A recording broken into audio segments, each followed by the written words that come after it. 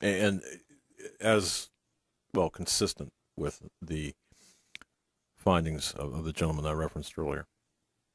Okay, wow.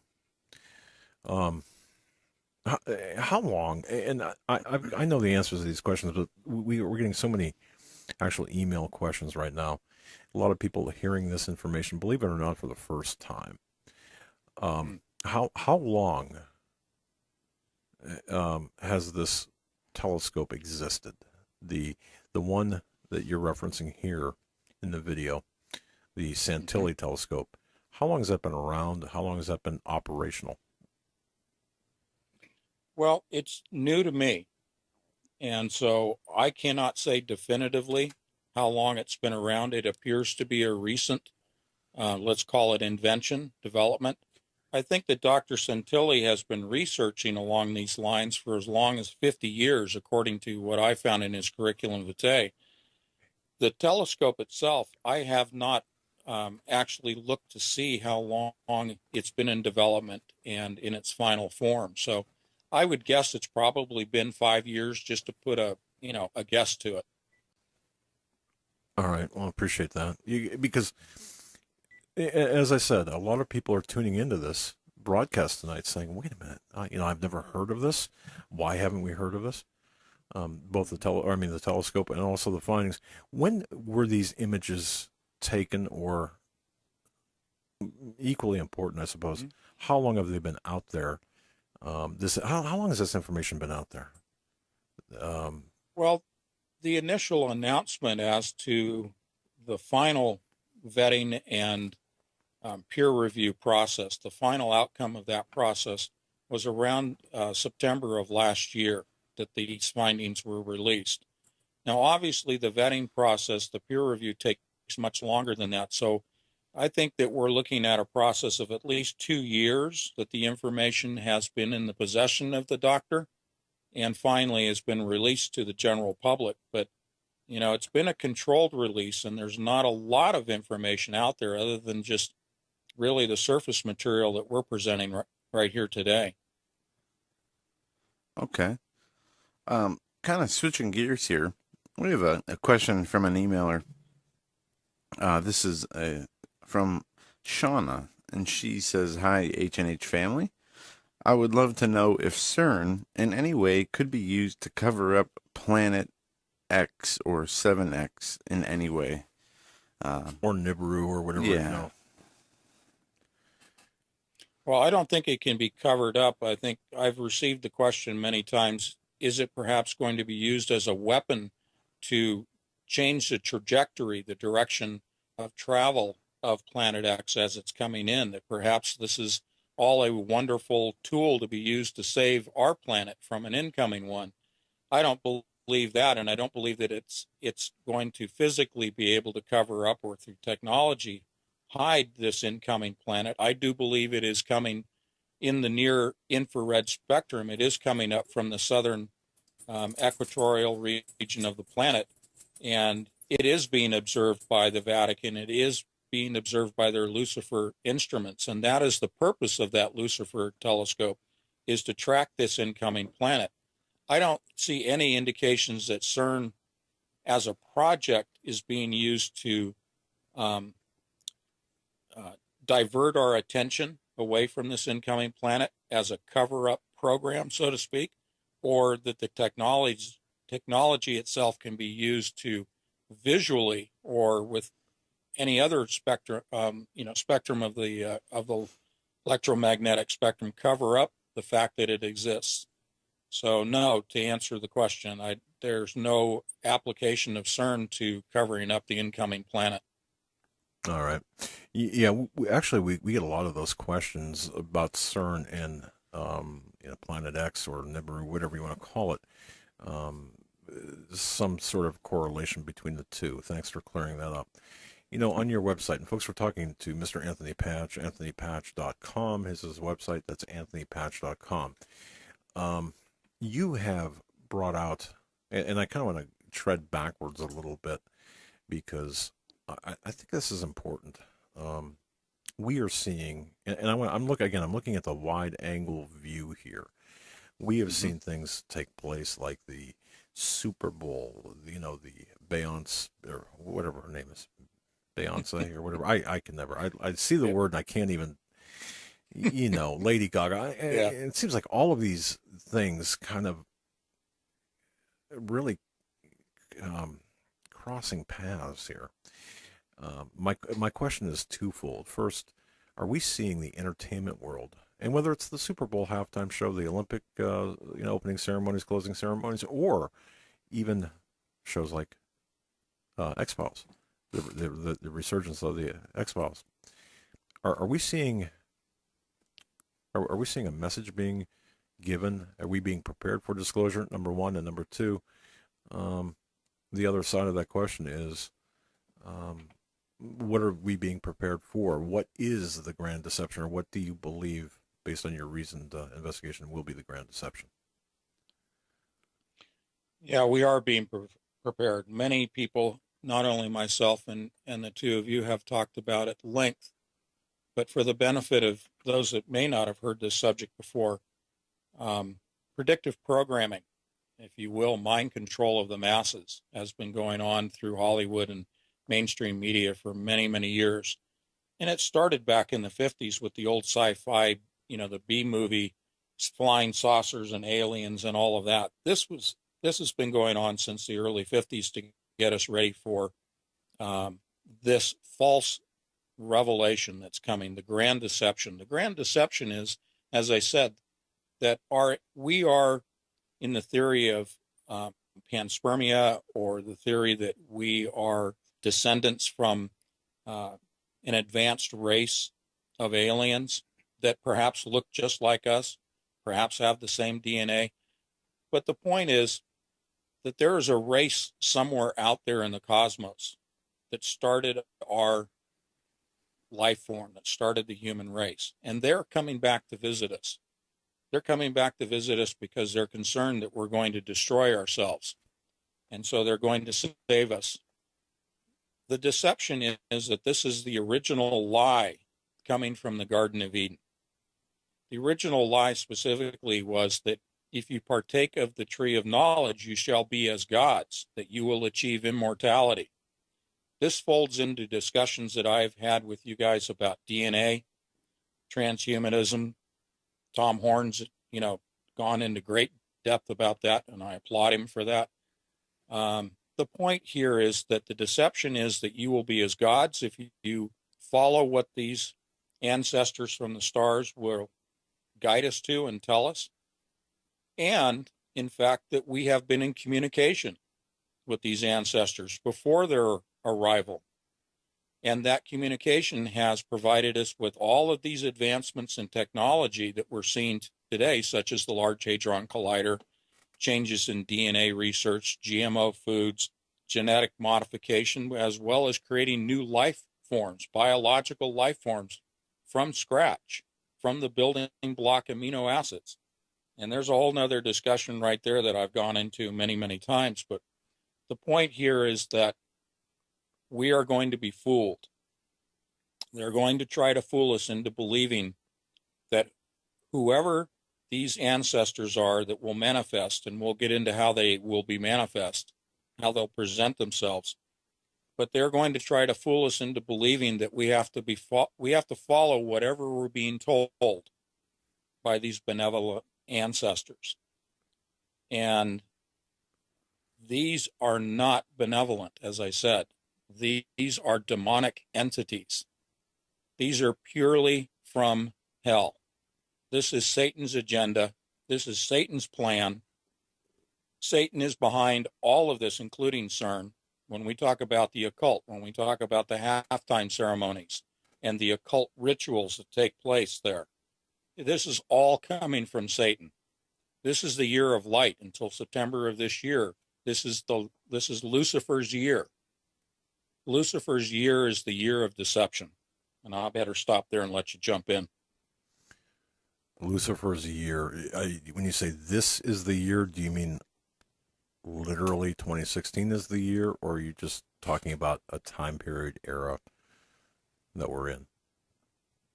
Yeah, I dislike it when people um, profess to know a date or a time or a year, Right. and I will not step into that either. And I know what you're saying, but I'm just reflecting the fact that they call this the year of light. And we know that Lucifer, he Okay. is the light and the Illuminati. Is disclosure going to happen this year?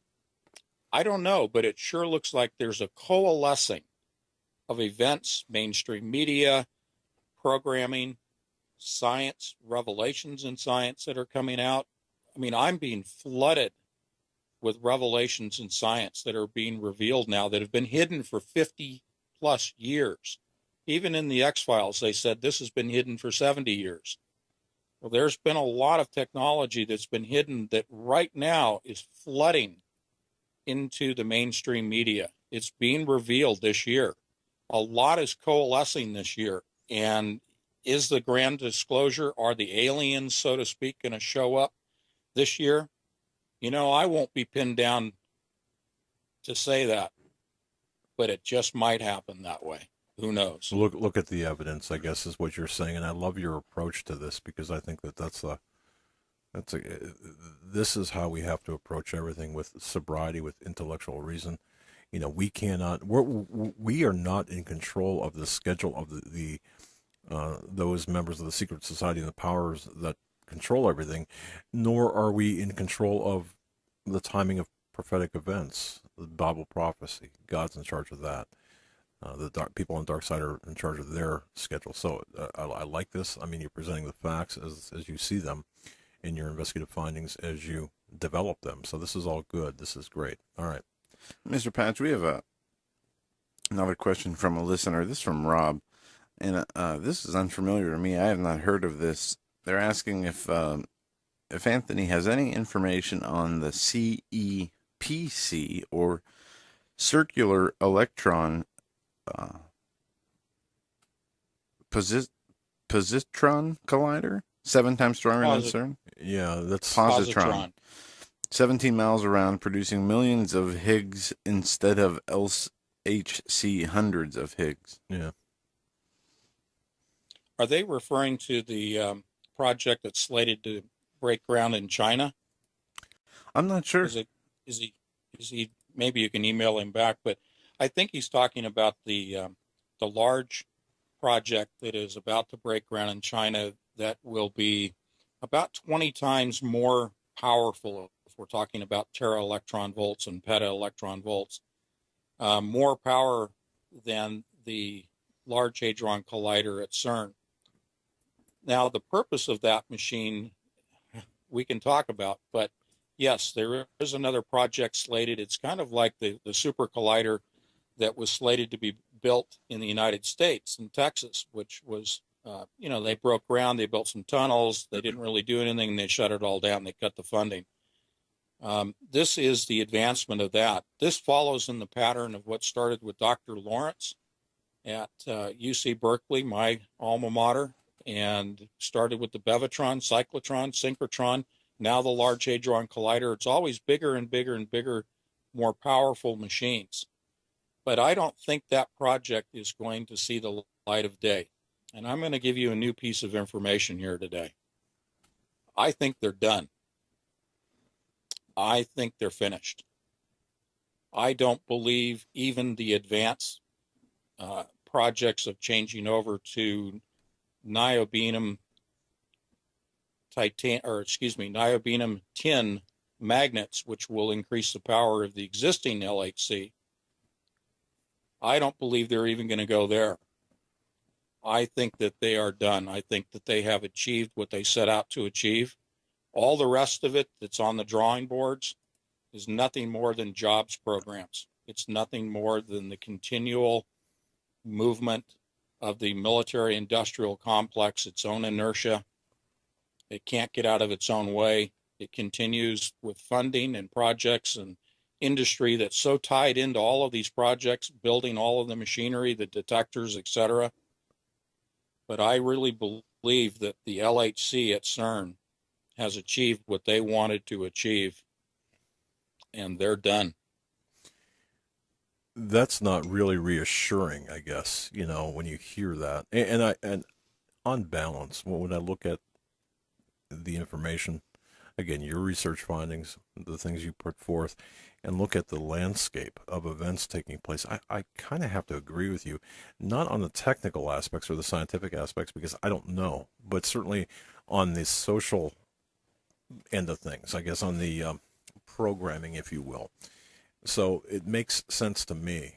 Wow. And I just want to remind everyone that if you would like to go to Hagmann and Hagmann.com, and there you'll find a contact us form that goes directly to our studio, and we will interject, we will weave in your questions with the questions we have to Mr. Anthony Patch, who's our guest, anthonypatch.com. That's anthonypatch.com.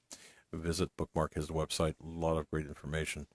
And wow, I'm just, it's just a fine person sent me a 3 letters, WOW, and had done so much calligraphy in the letters. It's just I have it on my office because I find myself saying wow a lot, and this stuff is really wow. I mean, all right. Where to next? I mean, because rather than get off on some maybe tangent that would be difficult to bring us back, we got about 8 minutes or 6 minutes before the top of the hour. What can we talk about in 6 minutes that we can address perhaps the loose ends that we opened up during Yeah. the first hour?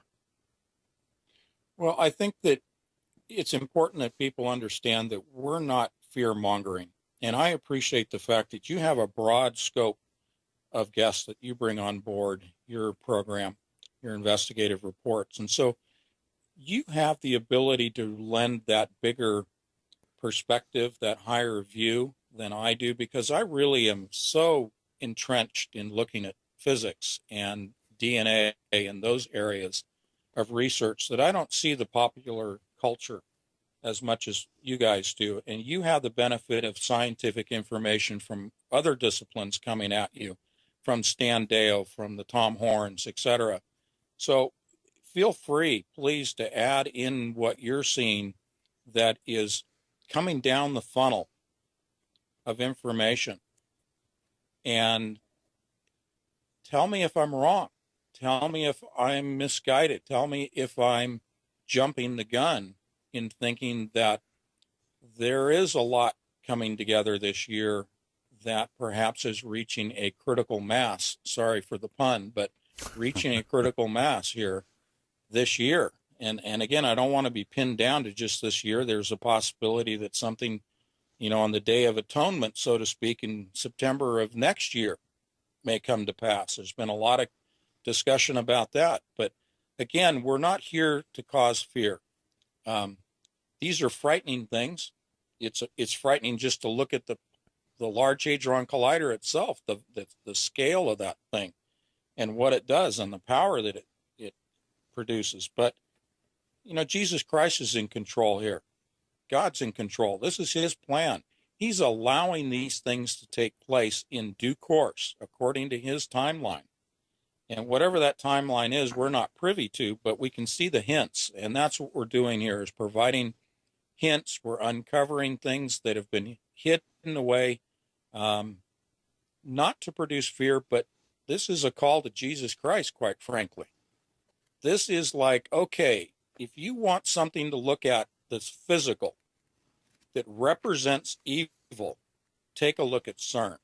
Look at that machine and tell me that that's not there for evil purposes. They even talk about wanting to open an interdimensional doorway, a portal into other dimensions, and to communicate with entities on the other side. This comes out of CERN's own public relations office. This doesn't come out of, my imagination. But that's where people have to stop and say, okay, if what you guys are saying is real and tangible and physical evidence and facts, then I guess maybe it's time that I stop and assess what I'm doing in my life and decide whether I'm going to go with Jesus Christ or if I'm going to go with Satan, because there's no gray area. And quite honestly, there's very little time left. How much? I don't know.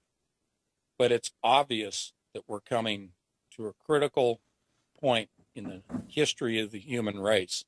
And people have got to get with the program, and they've got to get with Jesus Christ. And I'll get off my podium here for a moment. Well, amen to that, Mr. Patch, because we are seeing a separation amongst the world and amongst believers, people of the world being converted to believers of Jesus Christ, and people of the church, backing away as other members of the church are becoming on fire for the Lord. And there is a separation, and especially in Revelation, the Lord talks about the indifference of those people, that he would rather have them be hot or cold than indifferent, and because they're indifferent and lukewarm, that he will spew them out of their mouth. And the Lord is bringing together those of his elect and is separating the wheat from the tares, as it says in the parable of Matthew 13. And I believe we're seeing an increased or accelerated separation.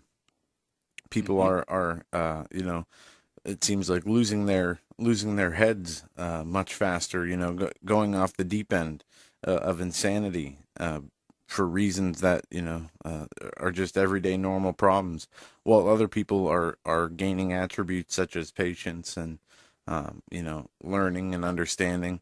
And this has to do with what you're talking about. You're either going to serve Satan or you're going to serve Jesus Christ, and that is the decision that we're all going to have to make, or the Lord will make it for us, because he's not going to allow us to sit on the sidelines as this final battle continues to unfold. And folks, we're coming up against the break. You're listening to the Hagmann and Hagmann Report. Tonight our guest is Mr. Anthony Patch, and I call him the expert on CERN. His website is anthonypatch.com. That's anthonypatch.com. Joe, anthonypatch.com. I'm sorry, I interrupted you. Talk right over you. And I always get emails saying, shut your mouth, Doug. But he reminds me of the guy on the original X-Files, the cigarette smoking guy, without, minus the cigarette. Cancer guy? Yeah, whatever. but just the, giving that information, not the persona necessarily, but the source giving that information. That's kind of what Anthony Patch reminds me of in a character setting. I didn't mean to degrade. It sounded degrading. That was not meant to degrade. So go on. No, that's okay. With that, we're up against the top of the hour break, folks. We'll be right back with Anthony Patch for hour number 2. Right after this, stay with us. Are you hungry for worship, revival, and restoration?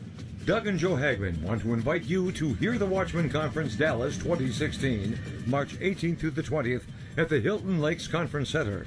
This amazing 3-day event will include inspired speakers: L.A. Marzulli, John B. Wells, Pastor David Langford, Coach David Dorbenmeyer, Paul McGuire, Russ Ditzar, Pastor Billy Crow, Greg Jackson, Doug and Joe Hagmann, Reverend Philip Benham, and special guest Demetra Dudeman's grandson, Michael Boldia. So please join us in hearing the truth, which will set us free, breaking the strongholds that bind us from true salvation. Join us in hearing the brave watchmen of Jesus Christ. Mark your calendar now for Hear the Watchman Conference Dallas 2016. For more information and reservations, go to HagmannandHagmann.com and click on the Watchman link. You'll be empowered and blessed as never before. We feel that time is up, and we really need to gather his people and prepare spiritually, mentally, and physically for his coming while we still can. In the end, Jesus wins.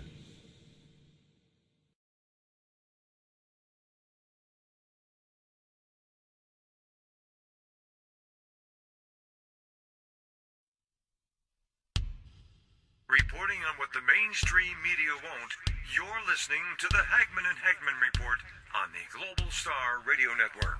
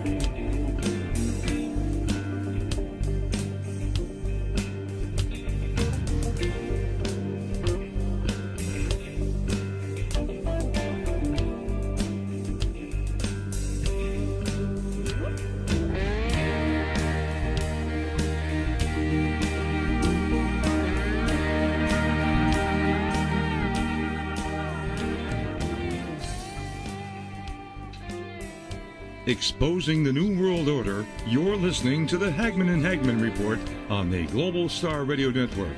Stand by. Doug and Joe will be back shortly.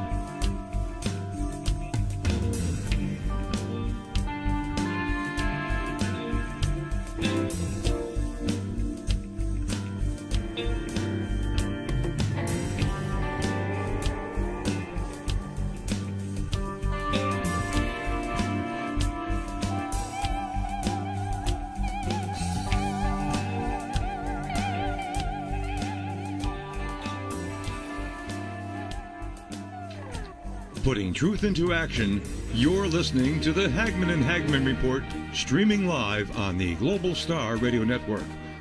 Please stand by. Doug and Joe will be back momentarily.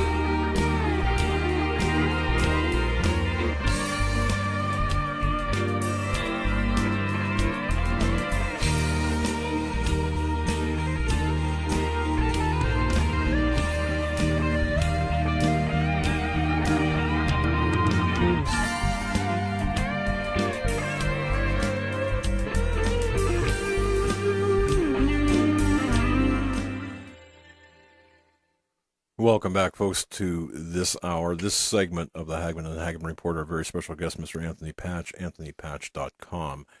Bookmark that site, visit the site. It's an extremely informative website. Also, he's got some interesting books. I was looking at these books, and if you go to download ebooks, very compelling. 2048 Diamonds in the Rough, for example. It's a science fiction novel, 118 pages. It's where truth and hidden science collide at CERN. Very interesting, exciting adventure story comprised of leading edge, thought-provoking science. Have a look at that. Also on his website as well, have a look at the unique identifiers, Anthony Patch unique identifiers and quotes. This is something we threatened to do with Steve Quayle. And but Mr. Patch has really taken this to a very interesting level. Before we get back to Mr. Patch, I just want to remind everybody out there, hey, Valentine's Day, 4 days from now, it's this weekend, it's this Sunday. That's right. Shh, don't tell my wife. Well, yeah, I know. Hide the calendars, right? That works. Now, you know what? If you're tired of guessing on what she wants, your wife or your mom, I mean, guys, how great would it be if you still have a mom who's alive? How great would it be to give her the gift of flowers? Let's think of your mom out there. Those lucky enough to have moms still in their lives. You know, I kind of wish my mom was still alive, because I definitely would give her flowers. She used to love flowers. But this Valentine's Day, folks, trust the experts at Pro Flowers, who give you the confidence that Valentine's Day is done right. Well, And, thanks, Dad. I yeah, ordered flowers from Pro Flowers for my wife yesterday. there you go. Now I'm going to have to go back and get some for my mom. There you go. See, it's the guilt trip. No, it's No, not. you just reminded me. It's you know, moms love flowers, and all women love flowers. Even then, when they say, "No, don't give me flowers. Don't give me flowers." Don't fall for that, folks. Pro Flowers is offering our listeners 24 assorted roses, plus a free glass vase for just $29.99. Now, you can really be a hero, and I do suggest this because I got this for my wife. Just because, in fact, she got it yesterday. Yeah, it's beautiful. Yeah, the vase is beautiful. That's right. And it's a present in its own with little roses on it. It's a cherry red vase. It's just gorgeous. You know, and chocolates for just $9.99 more. Folks, go to ProudFlowers.com. Use our code Hagmann. That's our code Hagmann, Hagmann. That's ProFlowers.com. Use our code Hagmann. Folks, don't wait. Guys, don't wait. Send them to her right now. When, for example, when her coworkers gather around and look at her flowers, oh, you know, and when they start gushing and saying, "Oh, how great is that?" You know, you did Valentine's Day right. Pro Flowers, they're quick, they're easy. Delivery for Valentine's Day is guaranteed. Pro Flowers, they're guaranteed to last 7 days or your money back. It's really a no-brainer. You can't beat the price. You can't beat the convenience. Their website is easy to navigate. It's so easy. If I can do it, and if others I know can do it, Eric, actually, Eric said, if I can do it, if Joe can do it, yeah, on air yesterday, yeah. Well, you should have seen that. I was smacking them too. But anyway, look, they do all the work. You get the glory. So, go to proflowers.com. Click on the blue microphone in the top right-hand corner, and type in Hagmann. That's proflowers.com. Microphone box, type in our code Hagmann. Don't wait. Order today. Folks, the deal I spoke of expires Friday. So go now. Well, not right this second. We got to finish talking to Mr. Patch. But again, what a wonderful gift in the aroma of fresh flowers. You can't beat that. Mr. Patch is on. Joe, you can open it up here. In fact, you know what? Can I ask? Well, go ahead, Joe, because I think we're on the same path here, or the same path of question here. Yeah, we were looking at Mr. Patch's website, anthonypatch.com, during the break, and as we were talking with Mr. Patch, and I was reading something earlier before the show started that he brought up during the break, and that is, it's actually, I think, the top article on his website, which it quotes Mark chapter 6, verses 45 through 54. And it says, Jesus Christ is both a wave and a particle. Mr. Patch, could you explain this? And how is that biblical? My goodness. Well, it is biblical. If we think of the encounter of the disciples in the fishing boat, and they see Jesus Christ walking on water, that essentially is Jesus Christ as a wave, and I don't mean a water wave, but an energy wave, a spirit, a ghost, if you will, moving across the top of the water. And then when he comes to the boat itself and manifests himself in physical form as a solid being, he's now a particle. So it's biblical. The Bible is replete with advanced science. Mm-hmm. God laid out the plan in the Bible. And if scientists throughout the years had paid more attention, including Newton, Galileo, and others like him, had spent more time in the Bible, they would have had even more discoveries. Now, Newton was a reader of the Bible. He was a follower, a believer.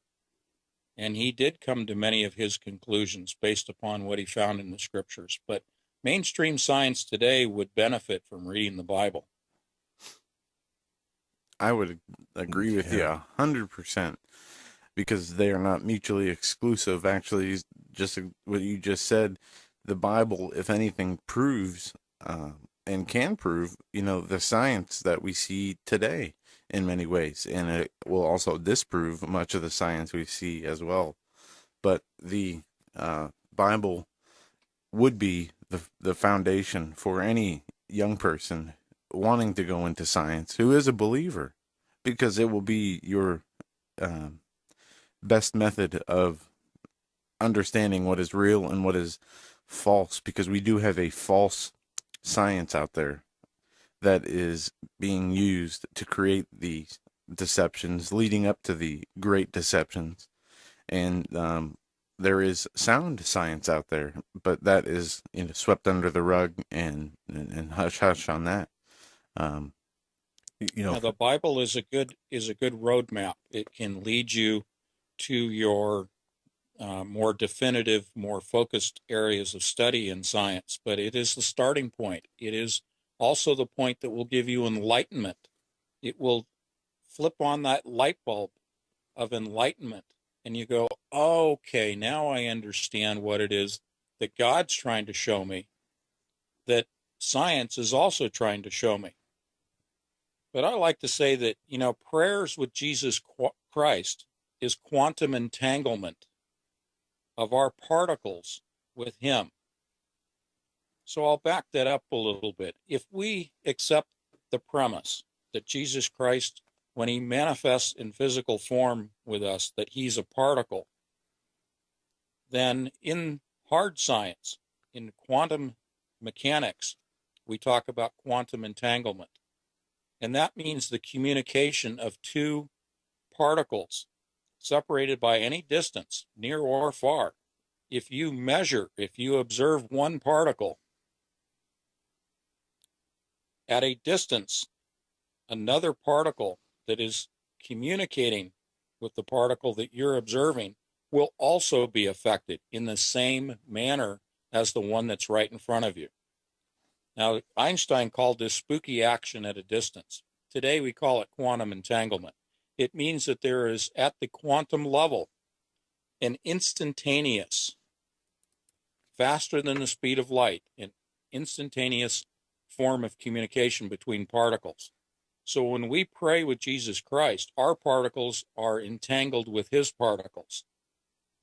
If we're praying with Jesus Christ in physical form, we're quantum entangled.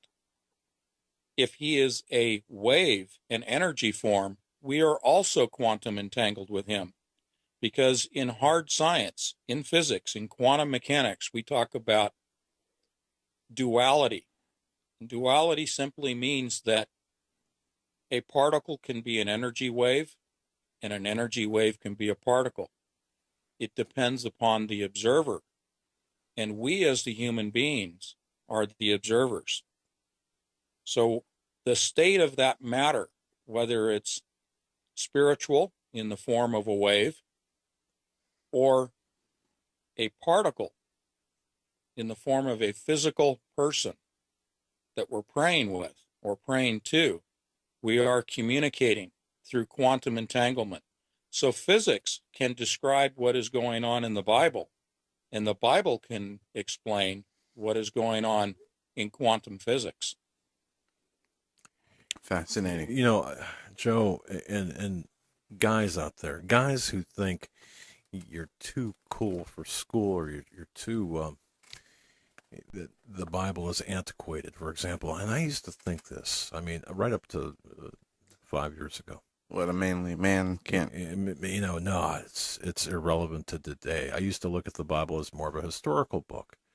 It's not that I didn't believe in it. I just looked at it as ancient history. But when you look at it the way Mr. Patch just explained this to me, when you look at it as a real enlightenment, I mean, the authoritative foundation for physics and science and history certainly, but it's rife with physics. It's rife with this science, this interdimensionality, if you will, and to some extent time travel. It's just an amazing book when you look at it that way. So I just want to make a mention to the guys out there. Don't think, for example, that the Bible is is antiquated. It's really not, and it's really interesting. That's just my public service announcement there, if you will. Now, Well, let me give you just a real quick example of something totally bizarre. We talk about quantum computers. There's a thing called quantum tunneling. Quantum tunneling in the Bible, okay? John 20:26. Jesus proved that it was possible to appear in a completely closed off room to his apostles. In other words, he moved right through the walls. He moved right through the door. And he appeared in front of the apostles. That is quantum tunneling, the ability of particles to move through energy barriers, even though it appears to be impossible, according to our classical laws of mechanical physics. there you go. Now, a quantum computer uses quantum tunneling to run its programming, to derive its answers from another dimension. I've talked about, you've had me on talking about the adiabatic quantum computer, an interdimensional quantum computer. That's quantum tunneling. Well, Jesus Christ did the same thing, and he did it with his own body. And there you have it. There you have it, folks. We have a question, and I think it's a good question. It's a good foundational question as well. This from Sandy H., who writes that she has a problem with our email, but it came through fine this time. Sandy writes this, or wants to ask you this. Could these things being seen, and this references the antimatter, the telescope artifacts, or not artifacts, but what was seen, perhaps Antimatter entities, yes. Okay, antimatter entities. Could they have to do with the government, such as chemtrails and HARP and other weaponry? I mean, is it possible that chemtrails and HARP and these are all working together to facilitate what we're seeing? That's a very good question. And to back up for people who don't have the background on what chemtrails and aerosolized spraying and Project Bluebeam is all about, the short answer is I don't think that these entities that are being observed and captured on film have anything to do with Project Bluebeam or the aerosolized spraying of the atmosphere, the so-called chemtrails. I think that this is being observed beyond the atmosphere and therefore is not part of Project Bluebeam itself.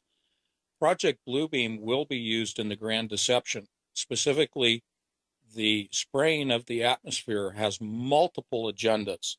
One of them is to use the aluminum that has been sprayed along with the strontium and the barium to create a reflective surface, much like a theater screen, that will allow for the photorealistic projection of images throughout the world.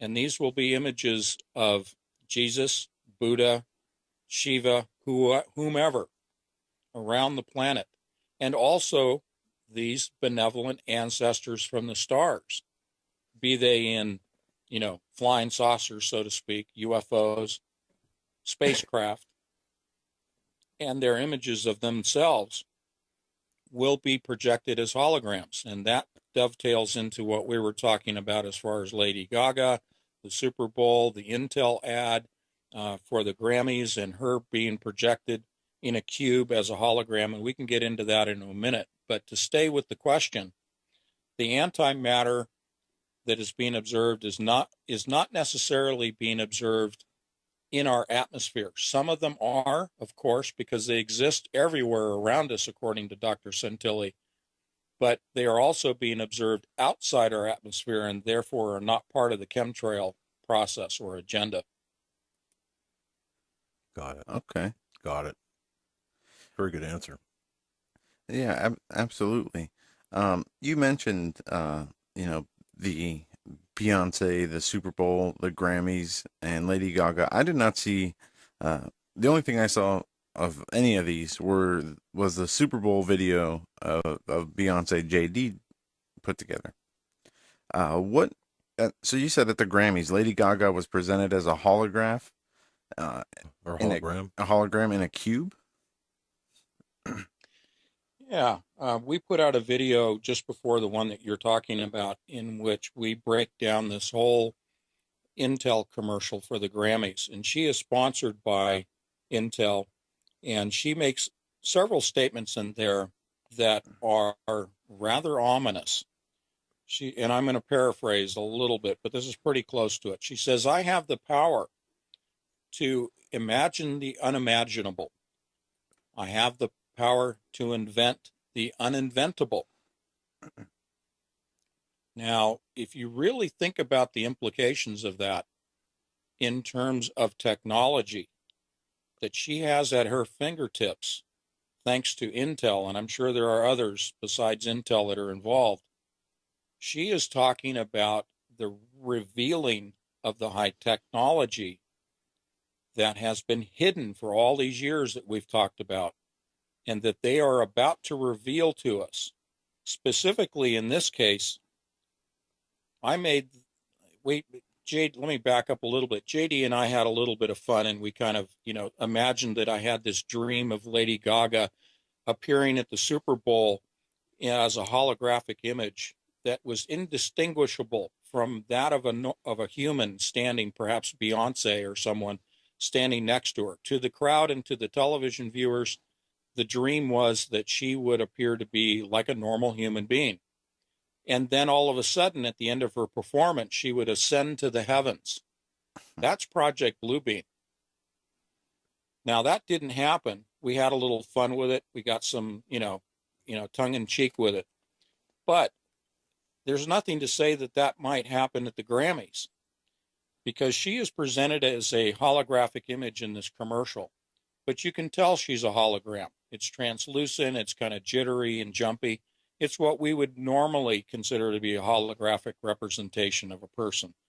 But the advanced technology is such, and this is where Project Bluebeam is that they will be presenting images, perhaps her at the Grammys, in such a fashion that you won't know whether she's real or if she's a hologram. And we've seen that in past musical performances. One that comes to mind was a summer rap festival. I think this was the first of its time that a hologram of Tupac Shakur, the dead rapper, was projected in 2014, I believe, at a summer music concert, and appearing as though he was on stage singing like he would be in real life. And if I'm sure if people weren't, if it wasn't announced that this was a hologram, it wouldn't be too hard to tell, but it would have taken many people by surprise, I think. And that's what they have shown us, and that's what they have allowed the public to be given. Now, what capabilities beyond that they have that can project holograms and these images, and how real they look in their reality, as their technology is so far much more advanced than what they show us. I wonder, and what you mentioned about the projection of Jesus being projected across the world, or Buddha, or depending on the religion and the region, is that what you believe we've seen with, what is it, the visions of the Fatima? Fatima. The Fatima? Yeah, Fatima. And I think there were children in Mexico who saw the Virgin Mary in the sky, and Bay Harbor, whatever that was on Long Island. Could it be? And we've seen videos recently where other people have reported the same type of scenarios. It always seems to be in third world countries, in places that are not, it's more tribal than it is inner city. Yeah, except for the one on Long Island. But that was, I don't know. Yeah, there was a video that they say Jesus was in the sky, and to a few thousand people somewhere in South Africa or in Africa, and we've been seeing more and more of these, and this is what you're referring to as the yeah. Wow. And that's, just imagine, folks, Staying the in there. lying wonders. When she talks about imagining the unimaginable and inventing the uninventable, does it not say in Scripture, lying wonders? Does it not say in Scriptures that God will allow every evil to be manifest, that every imagining of man will be allowed? Yeah. Yeah, it does. What I believe that we're talking about here is compliments of Mr. Patch. Folks, go to anthonypatch.com. Compliments of Mr. Patch. Through his work, we are getting insight into the back room. This is where all the projectors are, the technical equipment is. It's behind the curtain, behind the veil. This is where all the machinations are not just planned out, but they're choreographed through this modern technology that you and I really don't know anything about. And we're getting insight into the deception, not for any other I mean, for the primary reason of being able to identify when we're getting hosed, folks. I Yep. mean, we got to know. It would the more I see this, the more I realize, and then you can comment on this, but the more I realize that we are going to be what we're about to see, or we're about to experience, the world that is, I truly believe, will convince even the most skeptic among us that, hey, that's our savior up there. This is real. I mean, that's what I believe. It's going to be that Yep. compelling. It will be, and there's technology out there to back that up beyond just the images. But I wanted to mention real quickly before I go down that rabbit hole, in the video that we're talking about, Lady Gaga also talks about the wizard. You mentioned, you're getting a chance to see behind the scenes and see, you know, behind the projectors here. She is saying that we are going to reveal what's behind the curtain, and you will get to see the wizard behind the curtain. Obviously, a reference to the Wizard of Oz, but the wizard is Satan.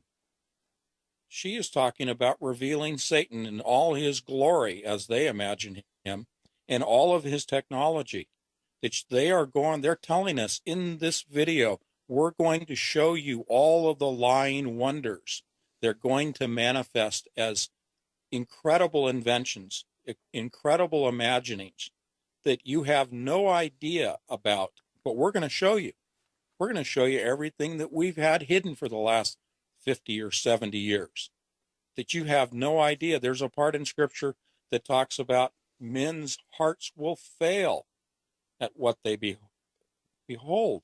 Mm-hmm. This is, and that's more to the opening of the abyss and, the locust army and all of that. But still, this all fits in together. Again, I'm not trying to scare people, but I'm trying to lay out that they are telling us to our face what they're going to do, and they do it through the commercials.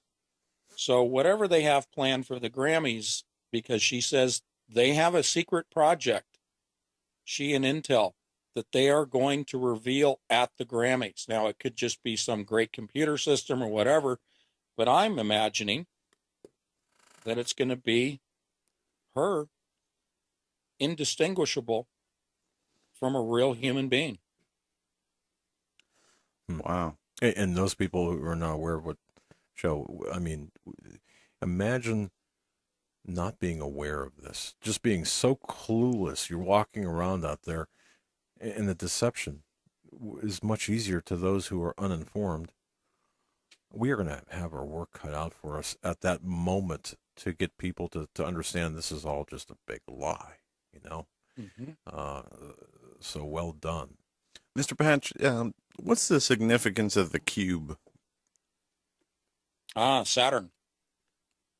Okay. The cube is a false representation of reality. The cube is supposed to be, in Euclidean mathematics and geometry, it is supposed to represent all four senses and all four directions of measurement, including time, fourth being time. However, the real representation of the universe, they want us to believe in the cube. The occult, those that practice in the sacred geometries. They believe in the cube. But the real model of the universe, and this is what I put out, and you'll see it there on my website, images of a sphere that's comprised of triangles, more specifically tetrahedrons. What they're trying to present to us, and I'm throwing a lot at you at once here, but they're trying to show us that what we believe in is that the universe is made up of cubes, and that everything that we know in our senses is related to what we can measure in that cube, in that four-way representation of our existence, our realm, our universe. But the cube also has to do with the core of Saturn, the occult worship, the black sun, the golden age of Kronos. They believe that their leadership, their fallen angel leadership, is trapped within a cube, within the core of Saturn. And it is their goal to release those entities, have them merge with the entities that are trapped within the Earth, within the abyss of the Earth. And they will use CERN to connect Saturn to the Earth and use a plasma conduit of Birkeland currents that will connect Saturn and the Earth, thus recreating the existence or the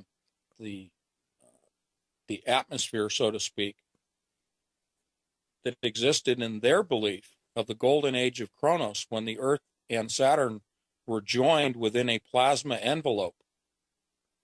They cannot reconnect physically in close proximity, the two planets, but they can use technology.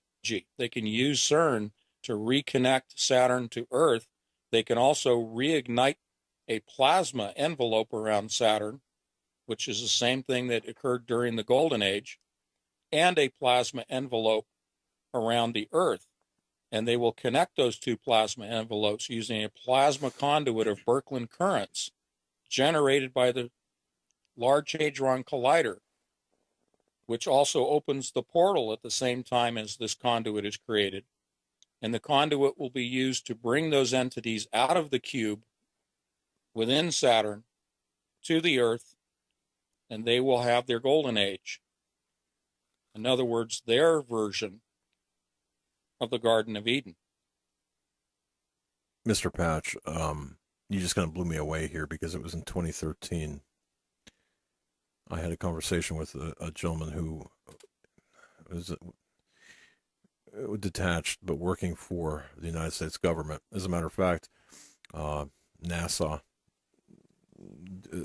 we'll just say NASA, which really is not true, but it had associations with NASA. And we were talking, I had asked a question about, well,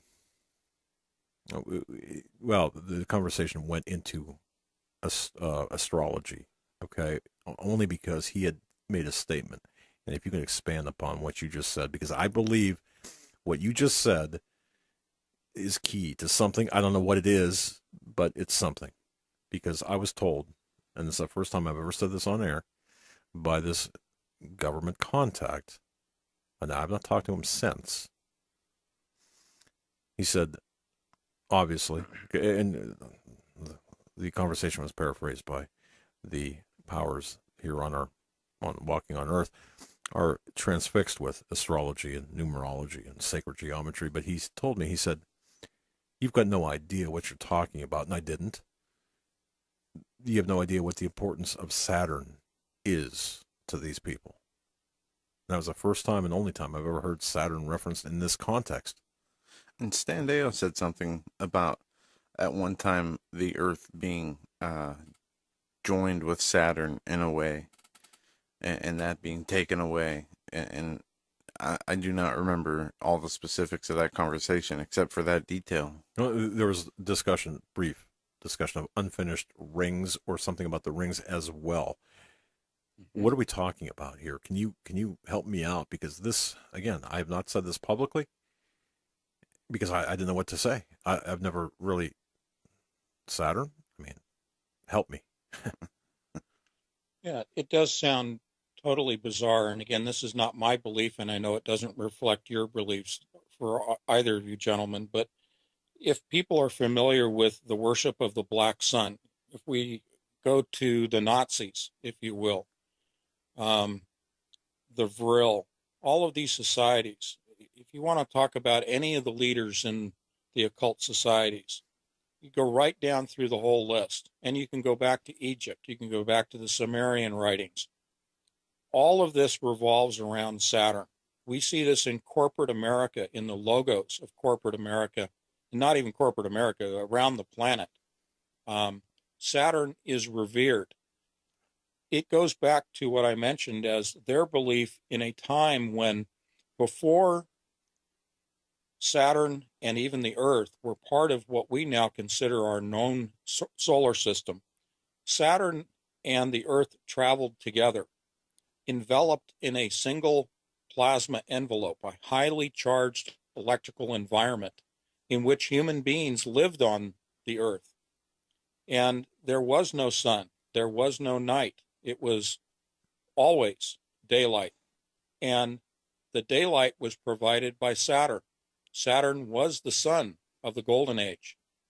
And the story goes that Saturn and the Earth moved into what we now call our solar system, and then the two planets were separated.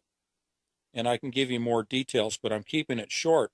It's the separation that has caused all of the problems with our planet, according to these believers. And it is their goal to solve the world's problems by bringing back that connection that existed between Saturn and the Earth back in what they call the Golden Age of Kronos, and Kronos is Saturn. So thank you for that explanation. It's a very good, concise explanation.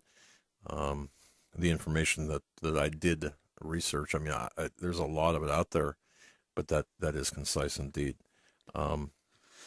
Yeah. Let me ask a follow-up, one follow-up question. I'm going to turn this to you. The recent planetary alignment that occurred, well, not recent, but the Sunday, the planetary alignment, the 5 planets, beginning, I think, with, what was it, Mercury, Mars, Venus, the 5 planets, yeah. Jupiter, Saturn, and Earth. Yeah. What significance? And I was told that this holds an extreme significance, as if it's like a marker in time, like a bookmark in time. Mm-hmm. And especially given the rituals at the Super Bowl. You know, some believe the rituals that we saw are merely nothing more than Black Panther, Black Power, limited to that. But others, like myself, believe that there was a much deeper esoteric message timed with the planetary alignment. Can you explain the significance of that planetary alignment that we saw on Sunday? Well, not being a practitioner of the occult nor of astrology, it's difficult for me to give a definitive, in-depth answer, but I'll give you a very superficial conjecture on my part, and that is that there's another planetary alignment of the same planets coming up on May 7th. There are 2 alignments. One takes place in terms of the closest planet and then the furthest away planet. And then there is an alignment that takes place in terms of the names of the planets. And both of these 2 types of alignments have occult significance. I don't know what they are. The conclusion that I come to is that it's a releasing of spiritual entities, and it is a gaining of further power. The purpose of the rituals, such as the Super Bowl, is to gain additional spiritual power, apart from the other side, if you will, from the demonic realm, but spiritual power from those that are in the stadium, as well as those that are watching on TV. The television is a portal. This is all about gaining spiritual energy through the rituals. The other is the alignment of the planets, as I understand it, enhances that. It enhances that spiritual reinforcement of that energy. It heightens the power, if you will. But if we go back to the Intel commercial for the Grammys with Gaga, there is a there's an aircraft hangar, more specifically a dirigible or lighter than air or blimp hangar. There are 3 of them. This one is at Moffett Field, and I know this area very well. I grew up in the area. Moffett Field is right across, it's a stone's throw from Levi Stadium where the football game was played, where the Super Bowl was played. They filmed the video in that hangar. And when the doors at the beginning are opened, you'll see door number 5 on the left and number 6 on the right. They don't put numbers out there randomly. I believe that they're saying May 6th, which lines up with this May 7th alignment of the planets that's coming up. What's going to happen? I don't know. It could just be another ceremony to gain additional power. But I think that the Super Bowl was serving, and this commercial was serving to say, this is a warm-up exercise for something bigger that's coming. And it may be, I don't know, there may be something big that's going to happen on the next alignment of May 7th. Very interesting, Mr. Patch. Back to the black sun that you referenced. We did a few shows on the cover and content of the magazine The Economist, and the symbolism that they put in their magazine, especially on the cover and in the poster inside. Excuse me. And in there is a picture. There's a whole lot of things going on. One of the things that is going on is the sun is blackened. Do you see any correlation or significance with what you just explained to the cover of The Economist? Was it the sun or was it the moon? I mean, I think it was the sun. because yeah, that's a 2015. Is that the 2016, Eric, that you put up there, or that's 2016? Okay, you got. Sorry, I didn't mean to get out. And then on the right hand side there is the blacked out sun. On the left hand side looks like the moon, but it has a sign that says Jupiter. And it points away. Yeah, Jupiter is a daughter planet to Saturn. The theory is that it was birthed due to a cataclysm, a cataclysmic event, perhaps another body that impacted Saturn. But it's a daughter planet, and so the two are still connected. Their goal is ultimately, if they can do it, if they can achieve this, their goal is to electrically reconnect all of the planets. Now, the black sun, if that's the sun, I haven't looked at that in a while, but if it's the sun rather than the moon, then that fits to Saturn exactly. And Saturn needs to be reconnected in their minds to Jupiter. Wow. Very interesting. Folks, you see how all of this is coming together, how Mr. Patch is connecting the dots, and we're doing so with reasoned speculation and investigation, research. This is not just a bunch of stuff just thrown out there. I mean, this is looking at it from a number of different perspectives, including the perspective of the powers, the sick Luciferian powers out there that want to subjugate us. Very interesting indeed. Mr. Patch, we could get back to CERN. We have a question from Deborah M., who asks this. If you could define what CERN wanted to find, what they are doing with it, and how we will find out. Well, the major agenda, as I said, is to open a portal, as they admit, and to communicate with the other side, and to have the other side communicate and actually pass entities into our realm of existence through that portal. I call it the freeway. There are lots of portals around the planet, and there are many people who individually can communicate with the other side. But this is what I call the freeway. This is opening up the big portal that'll be stable. It'll be opened and maintained by the adiabatic quantum computer. Again, as I said, is an interdimensional computer. And they are going to let everybody come through this time. The short answer here is that CERN not only is trying to achieve a portal, it has multiple agendas and applications, but they say that they were trying to find the God particle, the so-called Higgs boson. This is all a cover story.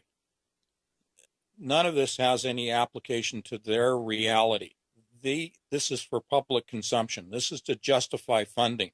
These are jobs programs. This is the military industrial complex gone completely off the deep end in terms of jobs, money, all of that. But the point here with the technology is that they say they're trying to find, particles that existed at the time of the initiation of the Big Bang. That's for public consumption. They're not only trying to create a portal, but they are trying to create the most powerful explosive in the known universe, which are strangelets, the quark gluon condensate that I spoke of earlier. This is a weapon. The purpose of the weapon is to breach the fabric of space, which is a plasma. It has nothing to do with dark matter and dark energy.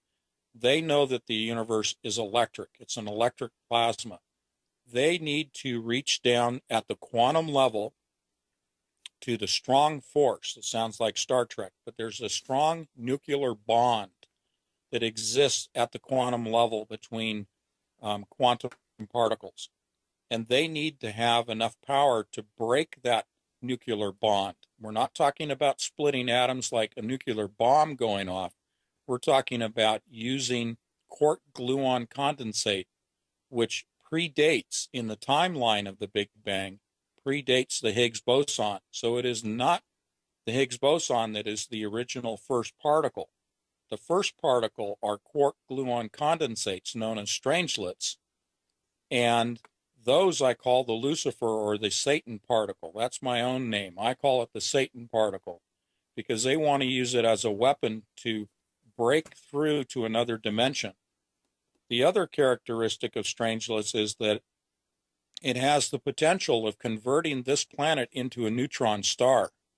A neutron star is comprised of strangelets, which attract other matter to them, condense it, much like the gravity of a theoretical black hole. If you imagine that scenario, attracting matter to itself, that's how a neutron star is created, are strangelets.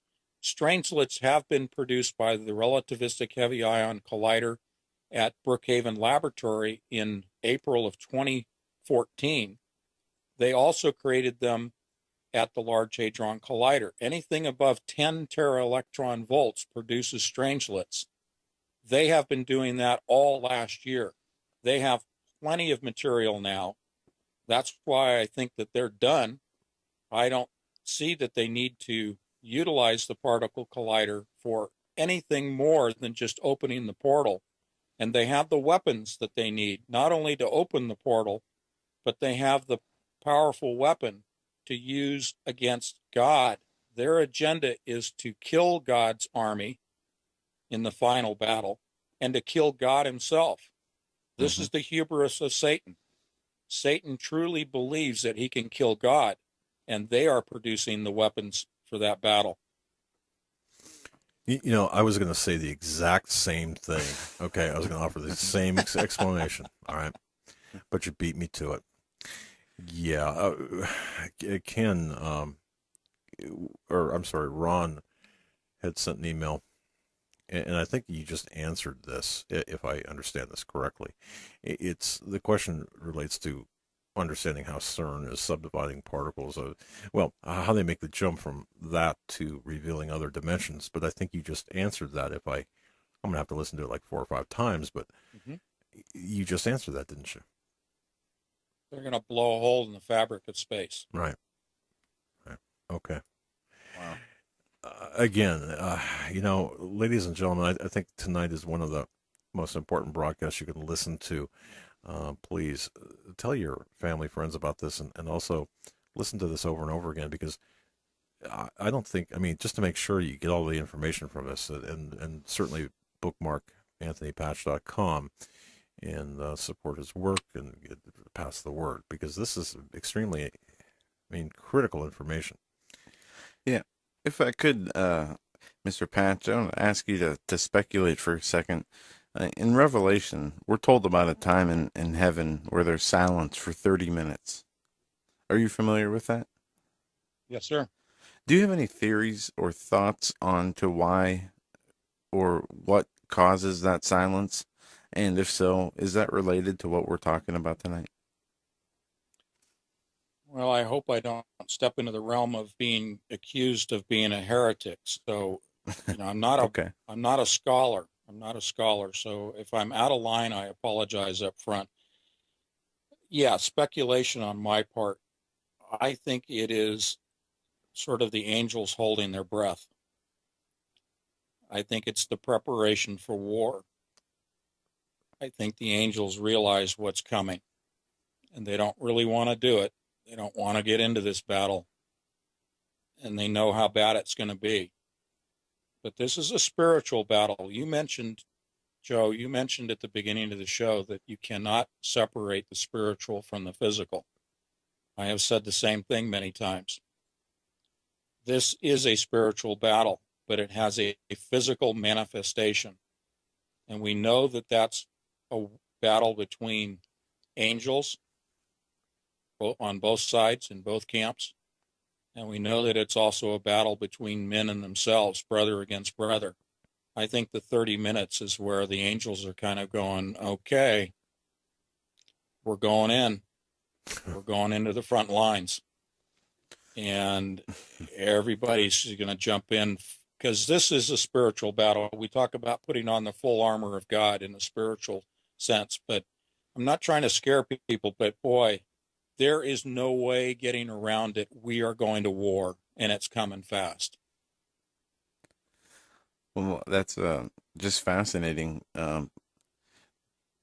What you just said, the half hour in silence, the half hour of silence in heaven, being that the angels are holding their breath, because we do know, as you said, that not only will Satan attempt to kill God and to overthrow heaven for himself, um, but we know that he will fail in his attempt. And the angels that are in heaven, it talks in the Bible extensively how around the throne of God are angels who worship him constantly and sing his praises, and all the different functions from the cherubim to and what they do, and how the hierarchy of heaven is basically centered around God and the worship of God.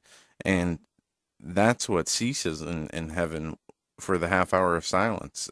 All that worship and praise is stopped, and I've never heard it explained in the way that you've explained it, nor even thought about it myself as to why uh, it would be silent in heaven for a half hour. And I'm going to continue to look into that, keeping your speculative point of view very much in the forefront when I do.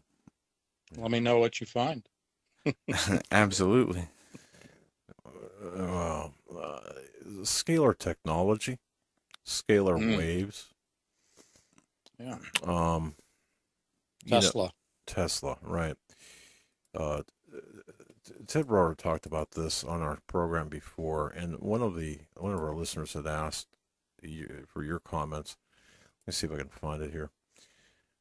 Man, I'm not even sure I could read the question. I'm not sure I understand the question, but the talk about being out of your element. The scalar waves that are created during our prayer connection to the Lord. Are they? I guess, or could it be said that scalar waves are created via our prayer connection? Like energy being created? Not. Was that the right even? Can you create Well, energy? I mean, that in that fashion. Go ahead. But yeah, energy already exists. The conservation of energy, the conservation of mass is well understood in physics. But if we're relating to what I said about quantum entanglement and particles being able to communicate across vast distances instantaneously, and that is a representation of prayer between us and God or us and Jesus Christ as our intercessor, then you can also say, if we're talking about quantum entanglement of particles, we also have to talk about in the theory of wave particle duality, in which a particle can be a wave and a wave can be a particle simultaneously at the same moment. They can have both forms. Then, if we go from particle quantum entanglement, we're also talking about wave entanglement. communication in a wave form or a form of energy, a frequency, a wave that has a specific frequency, would also represent that quantum entanglement. Because you can have entanglement of particles, but you can also have entanglement of waves. So our energy is connecting with Jesus's energy, just like our particles are connecting with the particles of Jesus. They're doing it at the same time, same process, same manner. We just describe it in terms of quantum mechanics, but in the Bible, they talk about it in terms of prayer.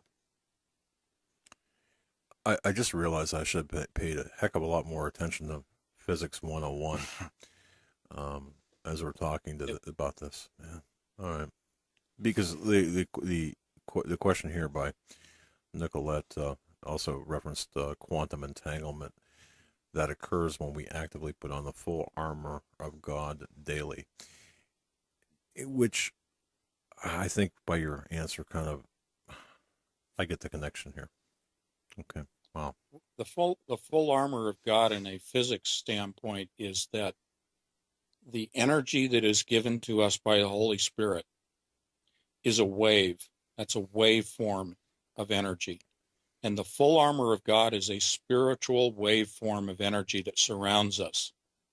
It doesn't necessarily have to manifest as a physical particle, but it does exist as a wave that the Holy Spirit becomes enveloped around our body as a shield of protection, an energy shield. Star Trek, put up the shields up, Scotty. This is real in the world of quantum physics. There is an energy field that surrounds every particle. There's no reason to say that it doesn't happen with us as a physical life form, that the full armor of God provided to us through the Holy Spirit, which is a wave form of energy, protects us from head to toe from the spiritual onslaught that comes from Satan and his minions, which are also wave forms of energy. Very interesting, Mr. Patch. With that, we are up against another top of the hour break. Folks, you're listening to the Hagmann and Hagmann Report with our guest tonight, Mr. Anthony Patch. Go to his website, anthonypatch.com, and you can go to our YouTube channel, the official Hagmann and Hagmann Report, to see his latest videos, as well as anthonypatch.com. We're going to come back with our third and final hour and getting into more of your questions for Mr. Patch on the other side. Stay with us. Are you hungry for worship, revival, and restoration?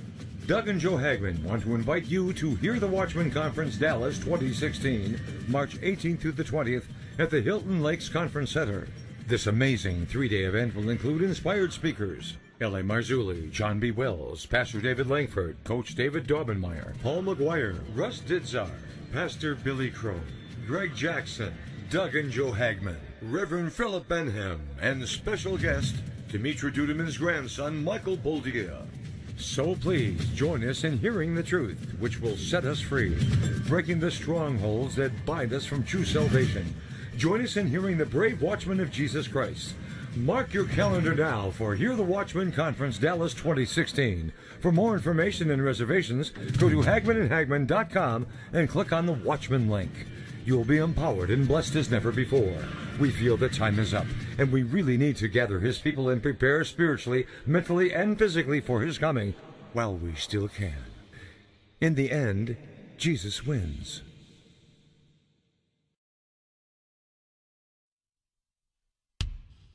Reporting on what the mainstream media won't, you're listening to the Hagmann and Hagmann Report on the Global Star Radio Network.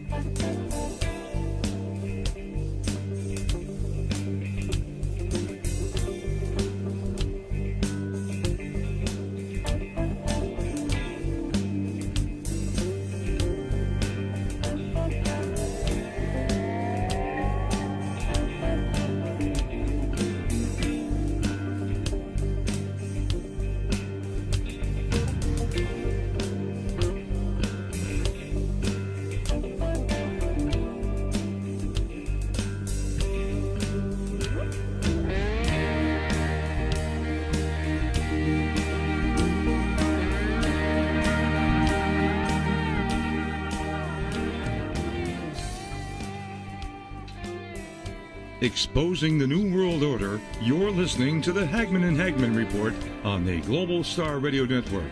Stand by. Doug and Joe will be back shortly.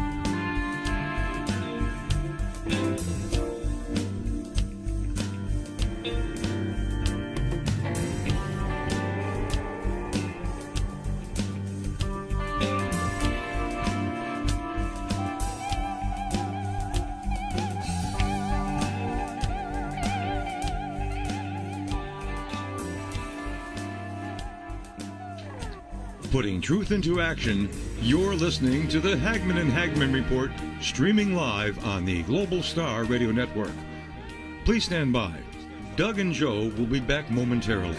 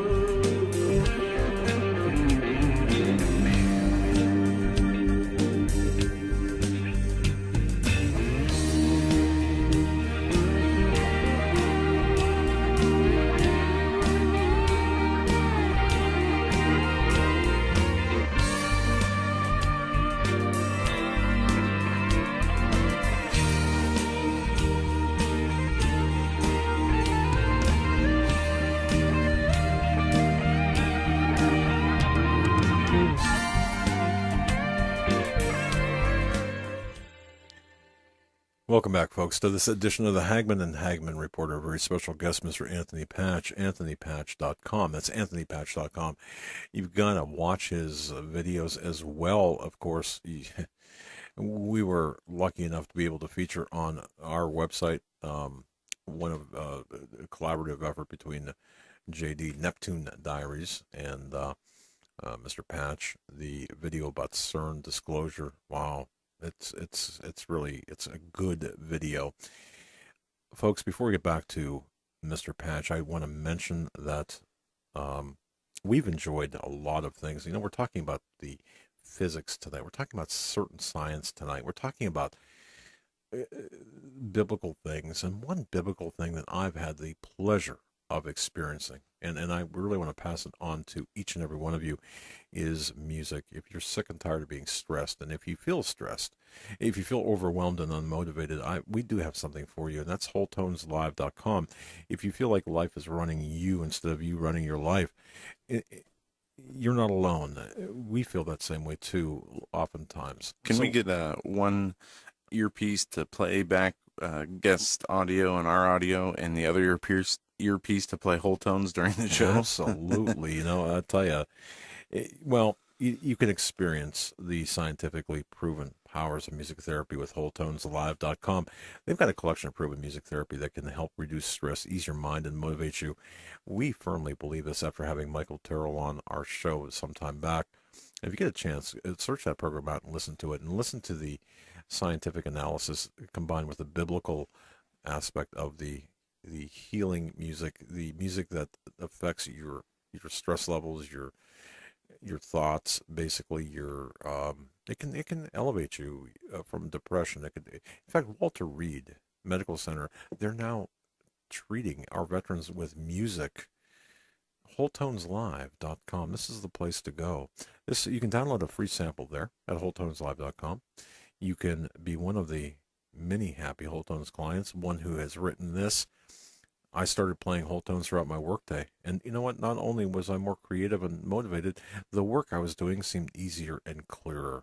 So go to WholeTonesLive.com, go to the website, download a free sample at WholeTonesLive.com. Support this broadcast, this show, and go to WholeTonesLive.com. That's Whole Tones, that's WHOLE. Don't forget the H, or W, that is, WHOLE, toneslive.com. And again, our special guest tonight is Mr. Anthony Patch. We are overloaded with emails. I just want to pass one email along here. This apparently is directed to Eric from a Gary J. wishing you a long and prosperous relationship with the Hagmann and Hagmann Report. Apparently, he just got the memo. Thank you for that, Gary. Appreciate that. Also, many emails in support of Mr. Patch and his work.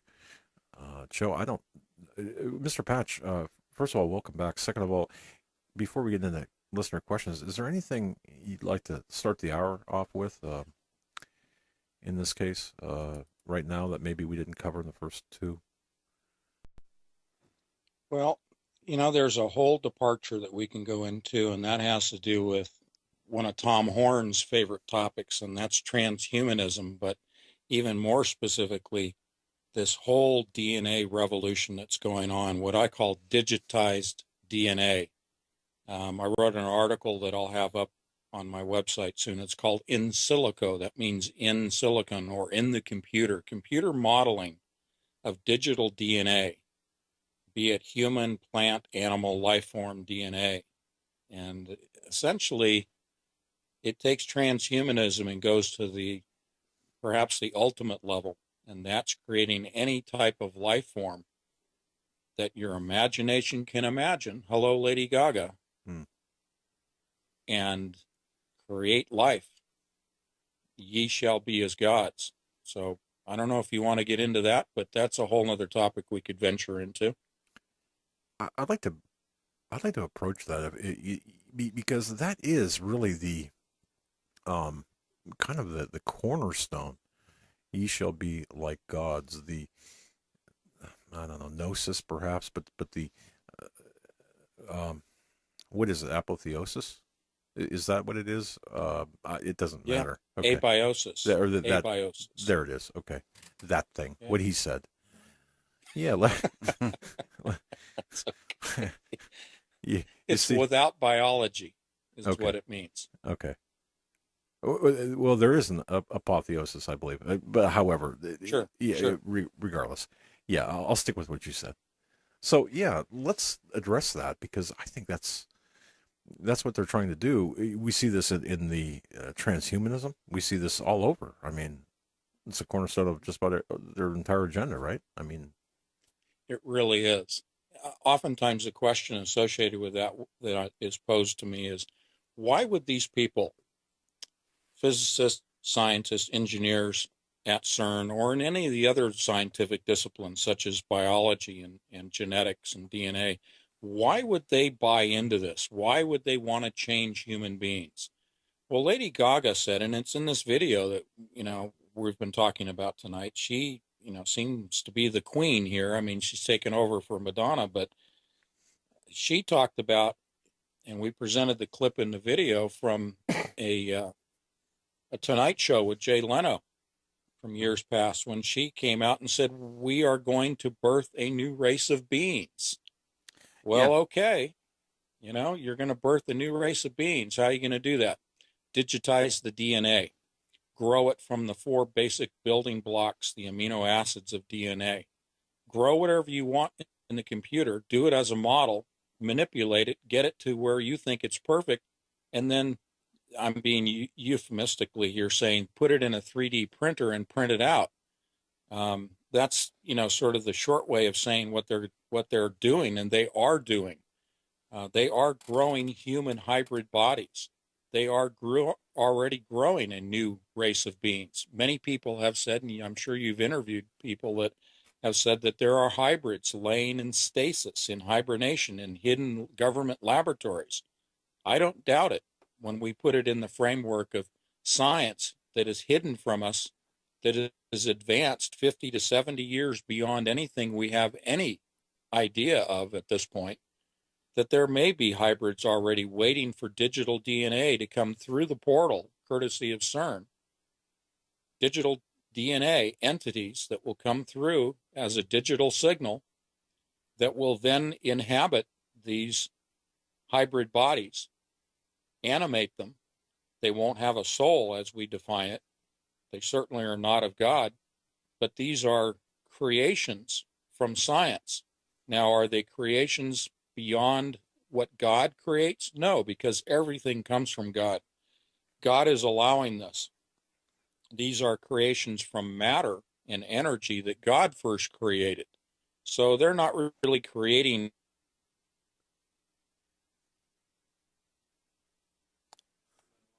Yep, we might have lost them. Man, Which is okay, folks, because we have backup plans in place, and our engineer, Todd, will get him back for us. wow. We have so many questions pouring in from our audience for Mr. Patch. There is just such intrigue into this topic, and we've not only branched out from CERN, we're talking, Bible prophecy, we're talking a whole number of issues. And as I said, they're pouring in. Do we have Anthony back? Yeah, we do. Okay. Yeah, I'm here. Yep. That's great. Can you hear me? Yeah, we Yeah, can. we can, loud and clear. Good. Good. Okay. We're afraid you got zapped, by one of Oh, the. yeah. It just seems like every time I get into something really touchy, they just push that little button. Well, go ahead and finish your thought if you got. I think. Well, it's okay. I'll stop there. Okay. All right. We got a interesting question here from a Denise. And she asks, if we blow open the fabric of space and let evil entities in, can it also let in divine entities as well? Very good question. I hadn't thought of it in those terms because I tend to go towards the nefarious and the negative on that discussion. But sure, I don't see why not. I don't think that that's really God's mechanism. I don't think that he really wants that barrier to be broken. He's allowing it for, the purpose of judgment. I mean, we haven't really talked about that, but why is he allowing it? It's for the purpose of judgment. Yeah. But I would go on to say certainly that the mechanism. the Yeah. heavenly entities, the good entities, have free reign to travel. It is those evil ones that are bound that don't have the ability to be let in or to come in unless they are let in. Kind of like the vampire stories. They cannot enter your house unless you let them in. Well, that's the knowledge that we were not supposed to partake of. And now that we have that knowledge, we're going to suffer for it. Wow. If I can jump in and just let everyone know that Anthony Patch is going to be appearing at the conference in the Prophecy and the News Conference in June. Colorado Springs. Yeah. Wow. He's going to be giving 3 separate presentations. That's Anthony Patch, the Prophecy in the News in Colorado Springs in June. Let's mark your calendars accordingly. And one of our sponsors, American Survival Wholesale, the owners, Chance and Joan, wanted us to ask you this, Anthony. How does prophecy correlate with CERN, in your opinion? There you go. Yeah, that's a big question. I think that in the short answer, CERN fits into the prophecy in terms of the opening of the abyss. The LHC, the Large Hadron Collider, you may have heard, is situated over what is considered to be the doorway to the abyss, the gateway, and that CERN, more specifically the machine, the LHC, is the actual key to opening this doorway to another dimension, in other words, into the abyss. It is physically located at the site of an ancient Roman temple for the worship of Apollyon. So they don't do this by accident. It is also the nexus, the conjoining of ley lines, magnetic lines of force, the ley lines around the planet. So it's gathering energy from the planet along with the energy that it derives from the collisions. And the turning of the key is the colliding of the particles and the use of the strangelets that I spoke of before. So this fits right into the book of Revelation, Revelation 9:12, I believe it is. Wow. Fascinating. Okay.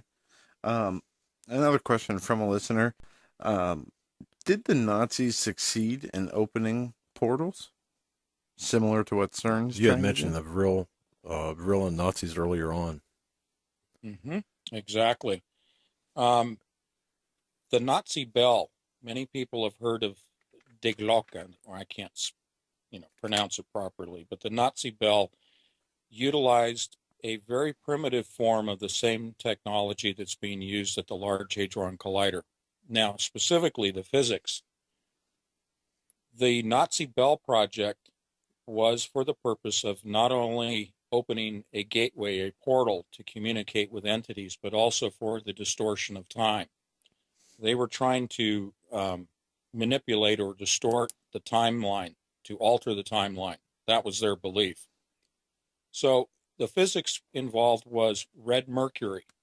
Red mercury was contained within the bell-shaped container. The mercury was spun at extremely high RPMs, revolutions, in opposite directions. Same thing happens at the Large Hadron Collider. The spinning of particles at nearly light speed in opposite directions. Think of the Nazi Bell as the first generation of the Large Hadron Collider. That machine also generated synchrotron energies, gamma rays, and many of the first round of scientists working on the Nazi Bell were actually killed by the gamma rays, and they had to bring in more scientists and so forth and so on. So when we think of what's going on with CERN, we need to be thinking about what happened with the Nazis in World War II with the Bell Project. This also has to do with the creating of torsion fields. And I know you guys have heard about these and you've had guests on that talked about torsion fields. This is one of the hidden components of the functioning of this synchrotron particle accelerator, the Large Hadron Collider and the Nazi Bell. They both created torsion fields. Torsion fields can create a portal and they can distort the timeline. They can mess with, if you will, the fabric of time and space. So yes, they were trying to open a portal for communication to let small numbers of entities through to advance their Nazi agenda. Interesting. Very, very, very well explained. They're top secret projects, and I know Steve Quayle writes about this, the Nazi Bell. Um, this is just incredible. All of this is making sense now, or at least connecting the dots to get a larger.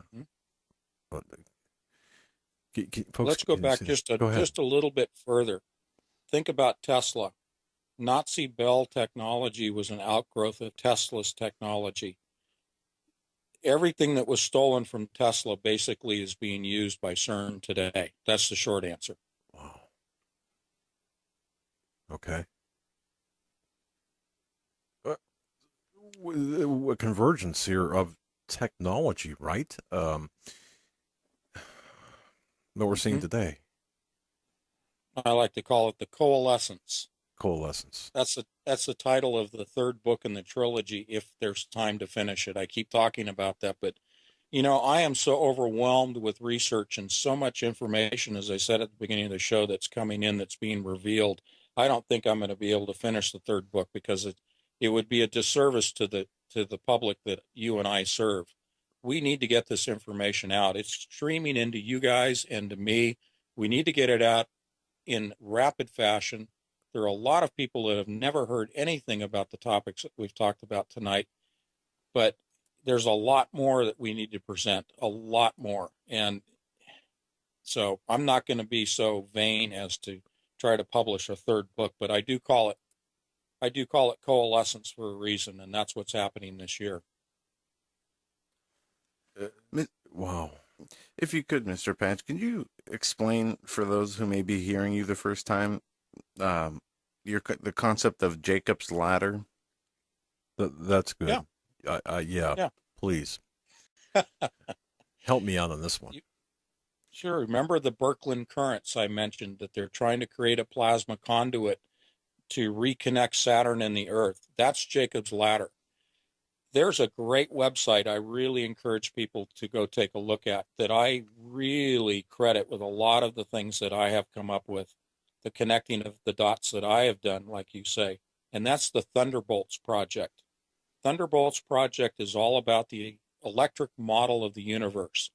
They have some tremendous graphics in there, some great videos. They talk about not necessarily Jacob's ladder specifically, because they steer away from the biblical references, but they show the Birkeland currents in the ancient times, in the golden age of the golden age of Chronos. If you're standing on the Earth and you're looking up at the southern pole of Saturn, and it's connected by an electrical pathway, a conduit of two twisted strands, just like DNA, twisted strands of charged particles. They're oppositely charged particles that form a twisted pair, much like telephone lines, that travel out into the heavens between the two planets. When you're standing on Earth and looking up at Saturn, it looks like almost like a pyramid, an elongated pyramid. It looks like a ladder ascending to the heavens. And that's how it was described in the ancient times, because they could not describe the physics that I just gave you a thumbnail sketch of. I'm going to need more duct tape to wrap around my head to keep it from just exploding. I mean, this is the information here is wow, a lot of stuff. And I know wow is that's my go-to. That's my go-to word. Yeah, that's my go-to word. All right. So I love the questions. Love the questions. yeah, and we're getting so many questions here. The I don't even know where to go with the questions. I guess the Joe. I mean, do you have anything over there? Because I don't want to overtake. I have a question here. Not sure, Mr. Patch, if you have an answer to this or want to comment on this. This is from Lois. She says, in Revelation, it says they will seek death and not find it. I'm glad you went there. And she asks, is this because they will not be entirely human? Yes. There's two things happening. It's describing the hybrids that we mentioned a moment ago, but more specifically, let's go to DNA. Our DNA already is being changed, courtesy of not only GMO foods, but our environment, the pollution, the radiation from Fukushima.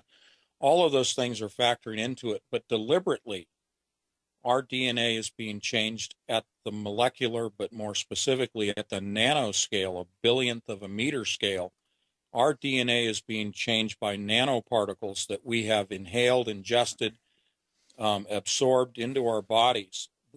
There are some interesting literature that I was reading just today that came out in 2013 that said that they expect in 2013, by the end of the year, that 88% of the human population will have nanoparticles, these nanoparticles in their body. Well, you can certainly extrapolate that and say in 2016, 100% of the population now has nanoparticles in them. Specifically to the question, this is changing our DNA. There are particles that are actively changing our DNA right now. There are others that are laying dormant. The dormant ones will be activated by microwave transmission. The microwave transmitters are satellite-based and Earth-based and also drone-based. Now, there's a book company, I'll call it, that is going to be making deliveries by drone. I'll probably get in trouble, but, there's nothing to say that drones won't be equipped to have small microwave transmitters in them, as well as satellites and cell phone towers. The purpose of transmitting these microwave signals is to activate the dormant nanoparticles that reside in every person. What is going to happen is that people who have not made the choice to accept, or excuse me, to deny, those that refuse to take the mark of the beast, and we can talk about rapture and, left behind and all that, but if we're talking about people that are still here and have to make the decision whether or not to take the mark of the beast, those that do take the mark of the beast will not have the protection of the Holy Spirit that we talked about, will not have the ability to be shielded. I mean, from a physics standpoint, they will not be shielded by the Holy Spirit from the microwave energy. The microwave signals, the energy, will activate the nanoparticles. They'll change the DNA and change our minds. And therefore will also, for a short period of time, these same people will appear to be immortal, and they will be deceived into thinking that they have achieved that grand goal, that promise of Lucifer from the Garden of Eden, that ye shall be as gods and you will live as an immortal God. And for that short period of time, they will think that they've achieved that goal. What's okay? Yeah, hold that thought. Sorry, I tend to overload you guys with too many topics. Okay, so I guess my question at this point would be if our DNA, and I'll stipulate that I believe it is being corrupted and changed, obviously not for the good, but for the worse. This is the same set of circumstances that happened as in the time of Noah, correct? So, I mean, not Yep. using the same, or who knows, but regardless, God won't let this happen again, right? Well, like in Daniel, it talks about the end times where it says, and they will, as iron mixes with miry clay, they shall try to cleave, or they shall try to mingle their seed, but they shall not cleave, saying almost that they will try, but will not be successful in merging again. That's right. That's right. It will not be successful. Short-lived, short time frame, short battle. They lose at the end of the battle. Okay. So the corruption of our DNA will be done away with, just like in the days of Noah. All right. So just to be clear, to the believers out there, to those who have given their lives over to our Lord and Savior and have the armor of God, what you're saying, if I hear you right, is we, us, collectively and individually, we're not going to be affected, Right. or we're not going to be here to be affected. It depends on your theology, so to speak. If you adhere to the doctrine of the rapture, then we will not be here. And those that are left behind, who then need to make that choice to accept the mark of the beast or not, if they accept Christ, they will be protected by the Holy Spirit, by the full armor of God, from the electromagnetic signals, the microwaves, that will activate the dormant DNA, the dormant nanoparticles. Gotcha. Very diplomatic answer, by the way. Okay.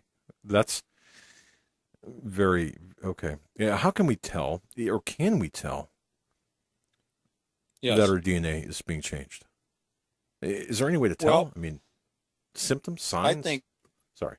Yeah, I think that already we're seeing the signs in the terms of the greater degree of cancers that are spreading around, and also the genetically modified organisms and viruses that are being spread around the planet. So we're seeing those things happening. Many of the quote pandemics or smaller outbreaks are all genetically modified viruses. These are man-made constructs that are then released for reasons of testing spreading, testing human reaction, testing the human behavior models to see how people deal with the spread of diseases. And then it segues right into the whole discussion of vaccines. Many times, the pandemics are created on purpose to get people to used to seeking their government and vaccines for answers, for solutions, for protection. But what's coming, there is no vaccine for. Hmm. The video that you and JD Neptune Diaries did, Anthony Patch, folks, is our guest, anthonypatch.com. The video that you did on CERN and disclosure, you mentioned the Internet of Things, the smart appliances, and now it's being made known that the TVs and the various appliances can, in fact, send signals back to or communications back to a database. Oh, yeah. But how does this fit into everything? I mean, if you can take this a step further than what you addressed in your video, how does this connect into everything? Is this going to be the mechanism that the market or the Antichrist will use to stamp everyone? This is the mechanism. Many people have heard that CERN was the start of the internet. It was the building block. It was the start. It was the purpose of distribution of scientific information and data to laboratories around the world in a collaborative process of running experiments. That is still being done today. CERN is the beast system. There's a lot that I can add to this, but in short answer, CERN is the beast system. The internet is the World Wide Web that has entrained and enveloped everyone on the planet now. It is the control mechanism. In Scripture, we hear that if you don't take the mark of the beast, you will not be able to buy or sell. Well, the internet is the marketplace. You will not be able to have access to the internet, to the marketplace, unless you are part of that beast system. So part of this is being connected, quite literally, every person on the planet to CERN. Now, I keep saying CERN, and people think, maybe that's, just over the top to put everything under that umbrella and to connect everything to that machine. But you've got to understand that the internet is CERN and vice versa. The distribution channel for scientific research from CERN, just to step aside for just a moment as a footnote, when they collide particles, they generate massive amounts of data. That data is distributed through what's called the Energy Sciences Network 5. That is a fiber optic system with incredible throughput. The system that is coming is called the Helix Nebula.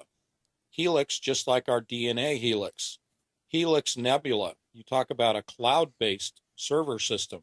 Now we're talking about nebula level. Go from cloud to nebula to the cosmos in terms of the server system, the size of it, the data crunching that can take place. You have a European system that is being connected to the United States and basically already is, but implemented around the world is this Helix Nebula system. That is the data distribution system for all commerce in the world, not just scientific data. This is connected to the computer that I keep talking about that is artificially intelligent. The Model 2048, there's the title of my second book. The Model 2048, a diabatic quantum computer, in 2015, in February, it was released by the manufacturer, made public. The thing that they left out was the fact that it is artificially intelligent. In 2010, the manufacturer said by 2016, we will have an artificially intelligent quantum computer that has the equivalent processing power of 7 billion human brains. Now, they, in their press release in February of last year, said, yes, it does have 7 billion the equivalency of 7 billion brains. They left out the AI component of it. This is the beast system. That computer is connected to CERN, to the Helix Nebula, to the ESNet 5, to the internet. You now have an artificially intelligent computer that is running the internet. I'll stop there. Yeah, you think you? I thought I knew stuff. Okay, it's no coincidence 7 billion, the power of 7 billion brains, or the capacity, right? I mean, that's no coincidence, correct? No, right. That's right. So and don't forget, it's interdimensional. Don't forget that component.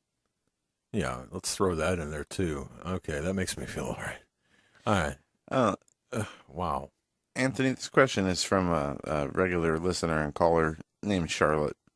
And they ask, when do you think the elite first got serious about starting CERN and reconnecting to Saturn? Or is this a continuation of the building of Tower of Babel? Bingo, right on the head, Tower of Babel. Continuation. It's been the agenda. It's been the goal. It's been the movement of technology. It's been the seeking of that higher technology from the other side. It's the Aleister Crowley. Yeah. It's the Jack Parsons JPL. It has been the seeking of this higher technology that the Tower of Babel represented and manifests itself more in a spiritual way than it did in a technological way. The Tower of Babel was a spiritual outreach to the other side. That was destroyed, and they were left with having to seek nuts and bolts technology to reach to the other side. And yes, most definitely, this goes beyond the 1954 breaking of the ground at CERN, Switzerland. That device, that whole agenda for CERN initially was for the modeling in the computer of nuclear explosions. They couldn't, with SALT treaties and nuclear test ban treaties, we were not allowed to detonate warheads above ground or below ground anymore, and in particular in the atmosphere. So they turned to computer modeling. That's what CERN was created to do. It was for the purpose of modeling atomic warheads and advancing that. The purpose of atomic, and people probably don't know this, but the purpose of the atomic bomb wasn't to blow people up. It was to tear a fabric in space. Yeah. And that's what CERN has always been about, tearing a hole in space. I remember, and obviously I'm too young to remember when the atom bomb was developed and how they announced it and rolled it out. But the scientists, I know as much from watching documentaries and reading history, that the scientists were concerned that the exploding the atomic bomb would ignite the whole universe, had the potential to ignite the whole universe, kind of like CERN had the potential to open a black hole and destroy Earth in one foul swoop. They were worried that it would ignite the atmosphere. Stephen Hawking, physicist extraordinaire, came out a couple of years ago and said, I'm concerned that CERN, the LHC, will not necessarily create black holes that'll get out of control, which was his early concern. He definitely had an early concern to that. But he was more concerned that they were going to create bubbles, vacuum bubbles, that would immediately, at the speed of light, envelop the Earth, possibly enveloping the entire universe as we know it in a vacuum bubble. In other words, taking what we consider to be the known universe and inverting it, changing it into a completely different state of matter and energy. That's what he was afraid of. And he is coming out and did this 2 years ago and said, don't flip the switch. You don't want to be communicating with the other side. You don't know what's on the other side. And even if you do, you don't want to have come through into our realm of existence what is on the other side. He's deathly afraid of this machine. All right. That's telling. We have an academic, a scholar that is, I'm not going to give the name out, but everyone would know his name listening to this program, wanting to know or wanting you to address, if you could, the positioning of the Vatican hierarchy right now, specifically the Jesuit Pope Francis, the timing of that and the intent of that, ultimately, the intent of that, beyond perhaps what you referenced earlier. Well, the Vatican runs the world. People don't realize that all law, common law, everything stems from the Vatican. And the Jesuit system of the priesthood coming down from the Pope, we talk about the pyramid, the Jesuits run everything, so to speak, and it moves on from there to your politicians and your bankers and your corporations. Everybody takes their marching orders from the Pope in the final analysis.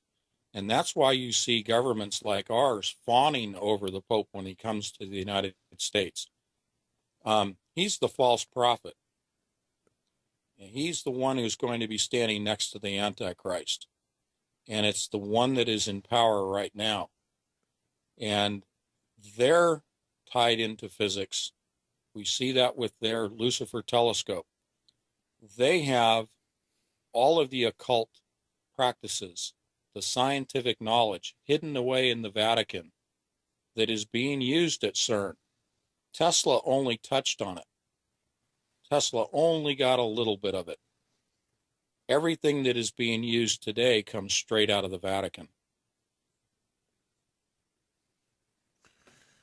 I think that's probably where that person wanted you to go. I mean that's yeah. All right. You made a statement in that answer about the Antichrist, and I think you referenced that Antichrist being in power, the one that's in power now. Is that referencing the Antichrist or the one that's referencing? I was referencing the Pope the that's Pope. in power. Okay. All right. Yeah. All right. Well, then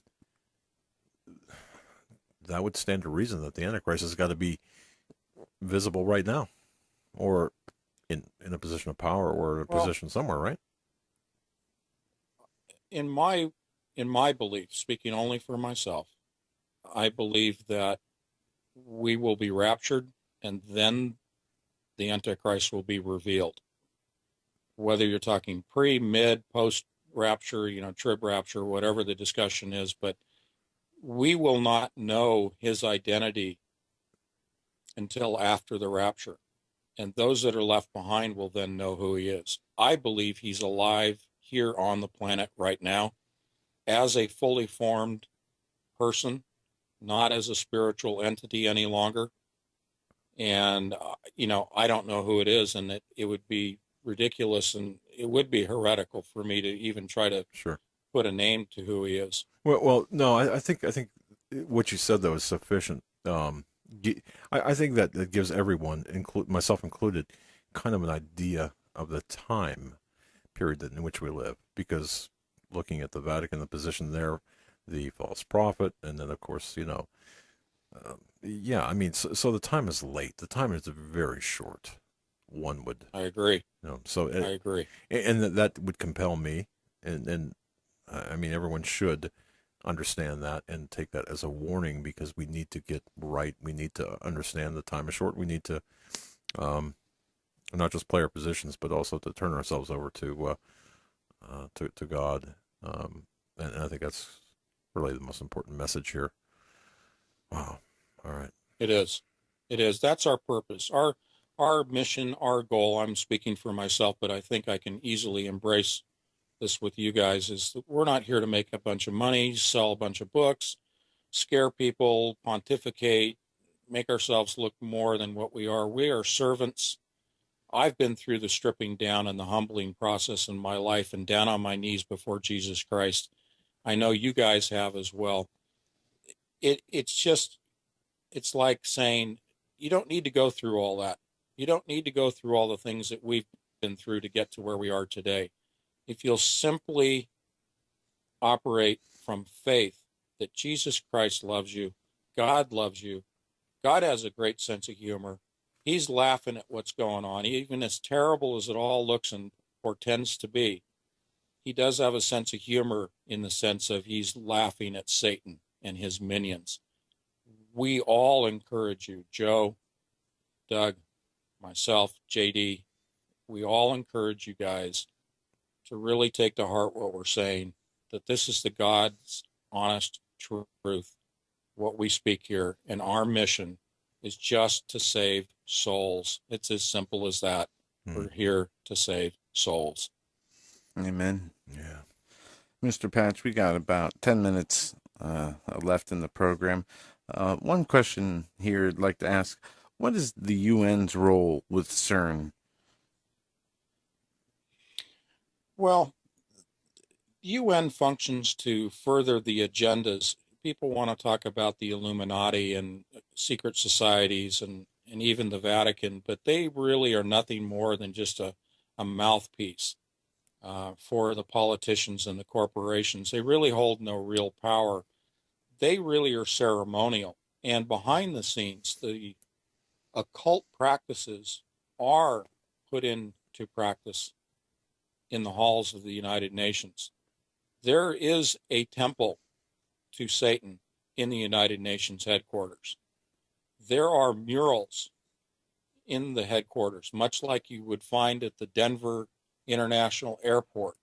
There are murals that depict the future of what is coming to this planet. That is nothing more than a Luciferian organization, as a short answer. Okay.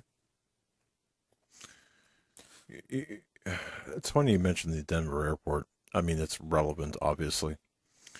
Not the murals, the artifacts there, not for our benefit, but for the opposition, for the Luciferians, the bad guys, so to speak, right? And we were actually there once, and we didn't get to see the murals. We were coming from Montana and catching a connecting flight from Denver to Cleveland, and we saw these holograms or hieroglyphs all throughout the floor, all over the airport. We didn't get a chance to see the murals and whatnot, but there were, just like you would expect to see in the Giza pyramids, these hieroglyphs all over It was the floor. strange, wasn't it, Joe? It was very strange. There was no rhyme or reason for them to be there, unless there is much more to the Denver airport than we are led to believe, which we know there is, with all the symbolism that is open and that has been investigated, and even the deity Anubis, the god of death, the horse, was brought in and set up there. But those hieroglyphs, those really bothered me, because we didn't know what they were, and that's one thing that's not talked about too much when the Denver airport is brought up. What's their purpose? Well, as we know, that symbols have power. They have power to channel negative energy, evil energy. That's a temple. We know that underneath the airport are the so-called deep underground military bases. We know that that place is just an amalgamation of tunnels and living quarters, and essentially a city residing beneath that. And that's all been presented by people much more knowledgeable than me. But that essentially above ground functions as a temple to Satan. They are telegraphing in the murals what's coming. We've all heard and we all know of the theory that they have to tell us ahead of time. They have to tell their victims ahead of time what they're going to do. And the murals serve that purpose. But the markings on the floor are spiritual and ritualistic channeling of power into that temple. And that is where the elite will gather in the final days. And they believe that they're going to be safe there, as they ask and they beg for the rocks, the mountains, to fall upon them to seal them from the wrath of God. No, that makes sense to me. Yeah, and about the symbols, you said something very important. Symbols, if we want to talk about alphabets and the language, were the original language, especially of the mystery religions that lived on from Sumeria and Babylon through Egypt till today. This is what Freemasonry uses, and these other secret societies. This is how they communicate, by these symbols. and they have Correct. a vast importance in the world of secret societies and in the gnosis aspect. And this is why we see Tho- them today. And the logos from the TV, from Columbia to NASA, and they all serve purposes, and they're all and spiritual in those, nature. they communicate to the other side. The entities that already are in communication on this side with us, they communicate through those symbols. Those are doorways. Those are gateways of communication. The symbols represent power and they represent information conduits. And we also have, not the same, but we have the similar idea at CERN, in which we have the ancient Sanskrit and Hebraic and Chinese, cuneiform, Egyptian writings that are on papyrus and animal skins and are presented and displayed behind curved panels of glass within the headquarters at CERN. I mean, people know about the statue of Shiva that sits outside the headquarters, but many people don't know about these writings that are inside the headquarters. These are used in the rituals that are conducted, just like the video put out by CERN called Symmetry early last year. That's a ritual. That is all about communication. And these papyrus and animal skin writings are for ceremonies to enact sounds and frequencies, to initiate sounds and frequencies for opening the portal, and for communicating instructions to the other side from our side. So yeah, symbols are very important. Very interesting. We have about 5 minutes left, Mr. Patch. I'm going to turn it to you. Well, about 4.5 minutes left. I'm going to turn it over to you.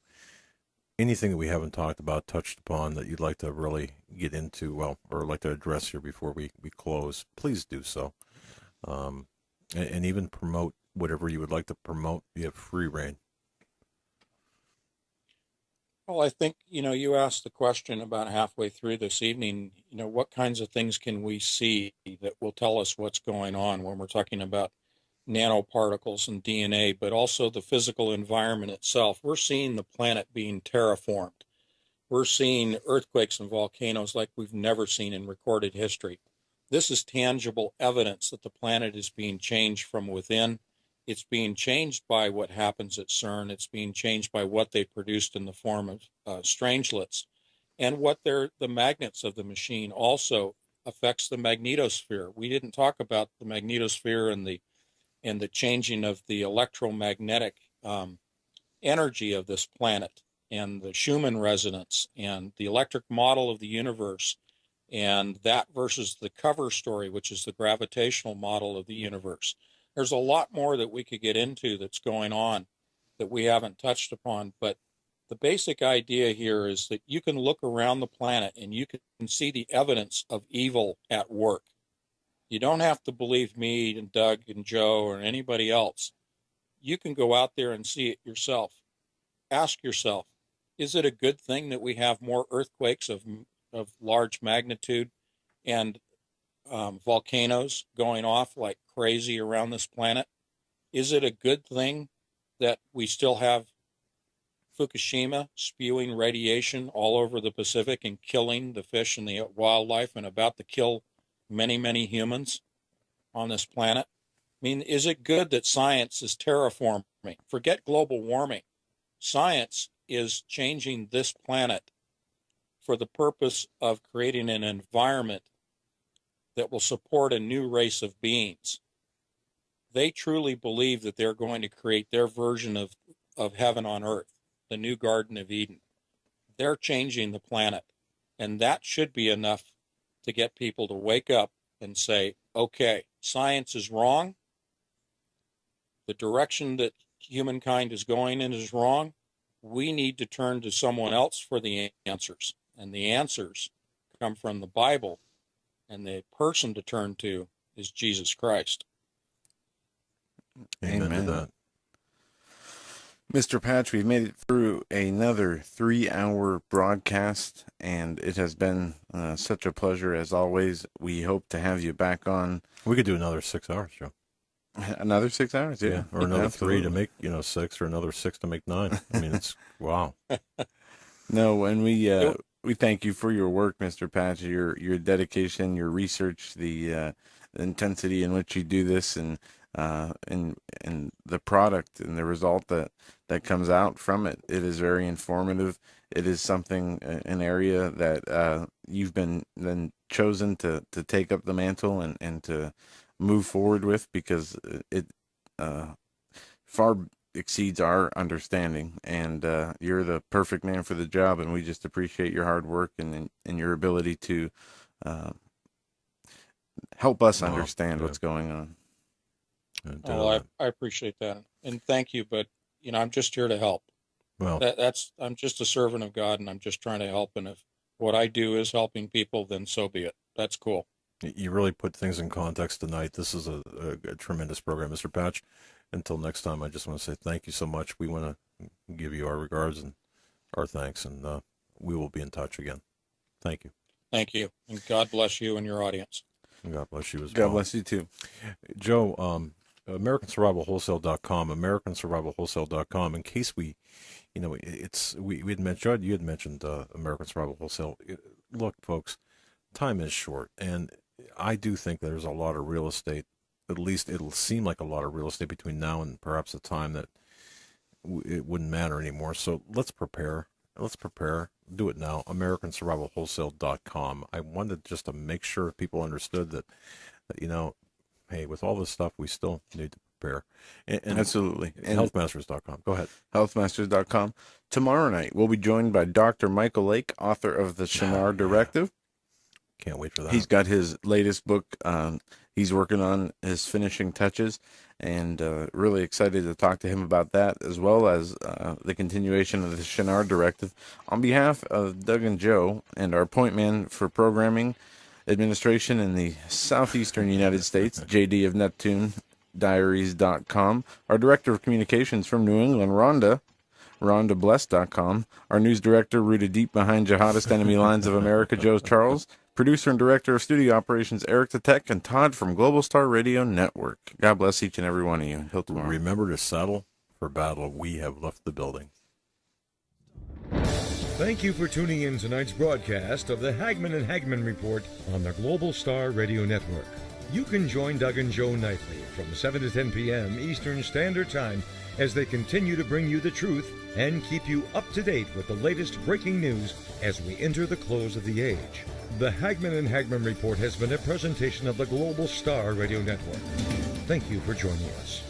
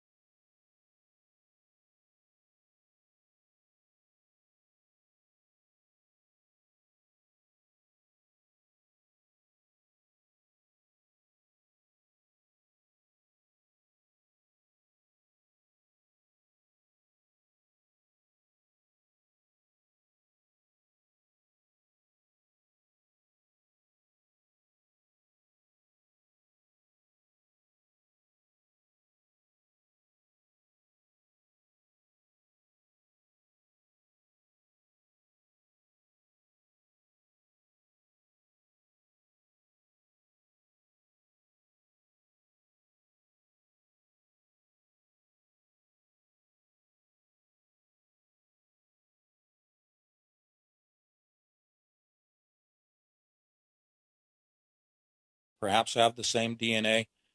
But the point is that there is a race somewhere out there in the cosmos that started our life form, that started the human race. And they're coming back to visit us. They're coming back to visit us because they're concerned that we're going to destroy ourselves. And so they're going to save us. The deception is that this is the original lie coming from the Garden of Eden. The original lie specifically was that if you partake of the tree of knowledge, you shall be as gods, that you will achieve immortality. This folds into discussions that I've had with you guys about DNA, transhumanism, Tom Horn's, gone into great depth about that, and I applaud him for that.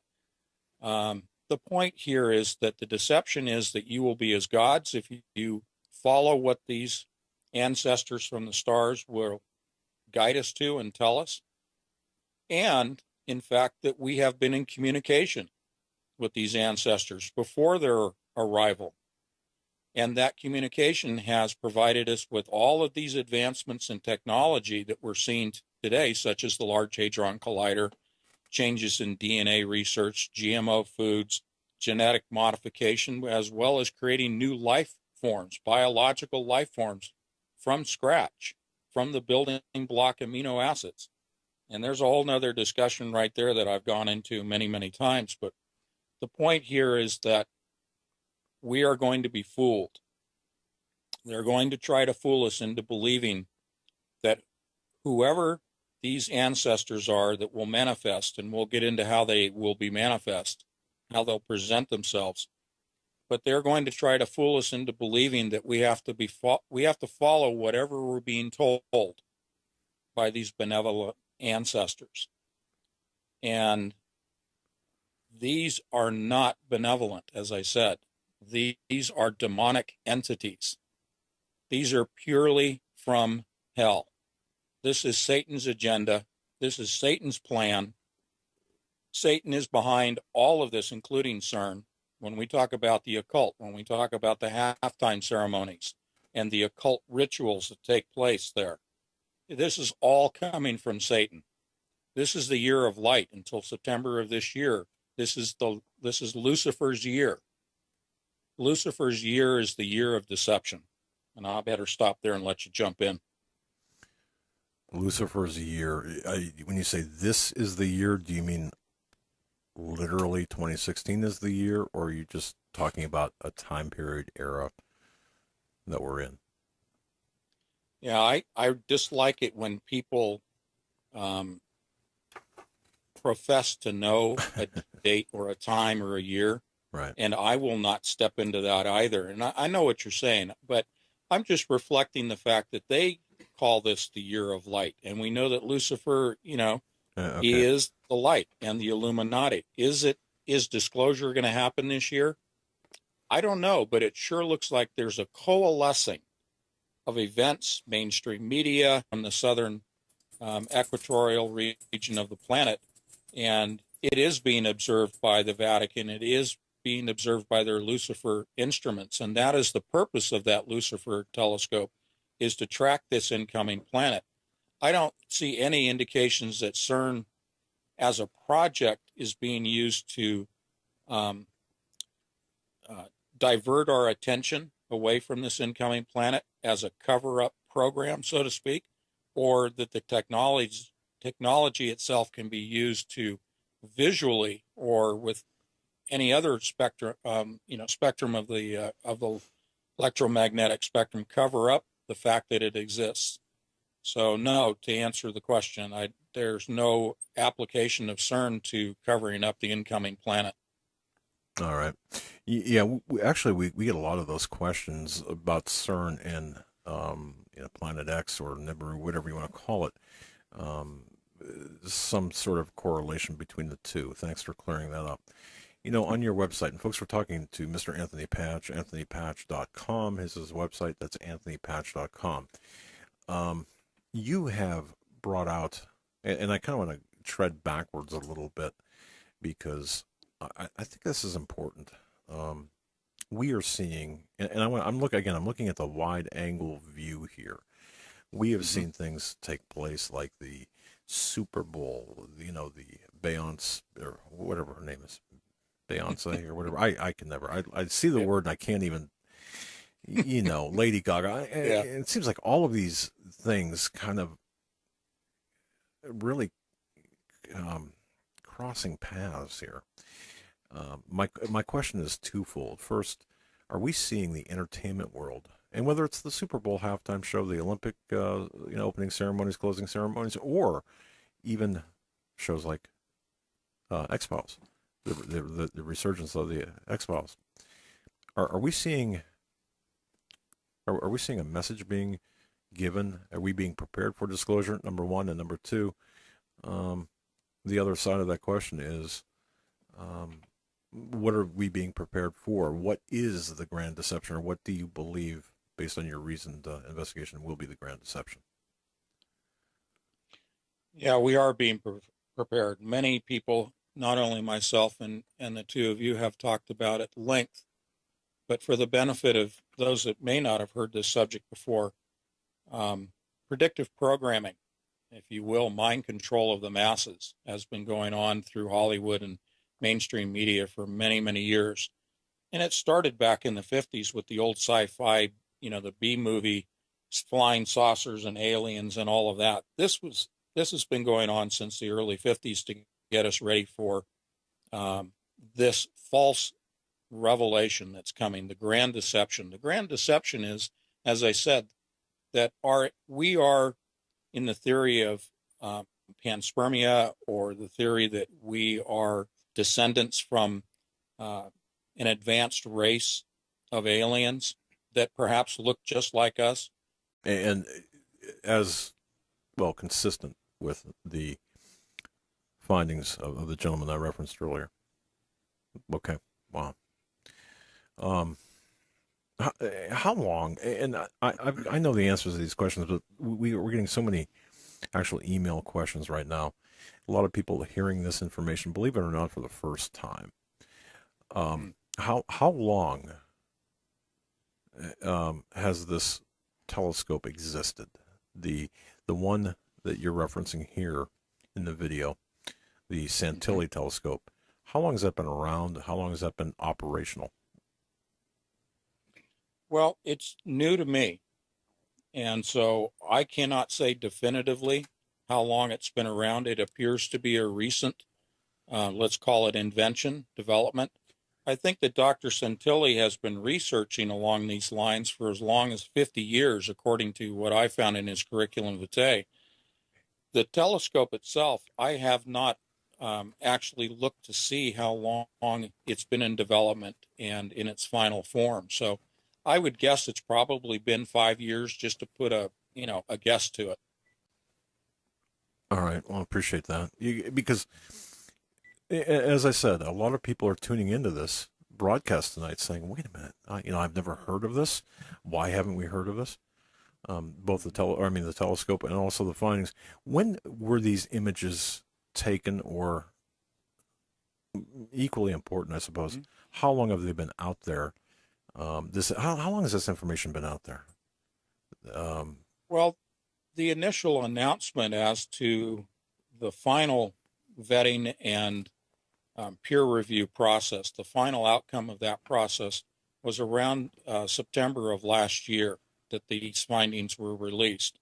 Now, obviously, the vetting process, the peer review, takes much longer than that. So I think that we're looking at a process of at least 2 years that the information has been in the possession of the doctor and finally has been released to the general public. But, it's been a controlled release, and there's not a lot of information out there other than just really the surface material that we're presenting right here today.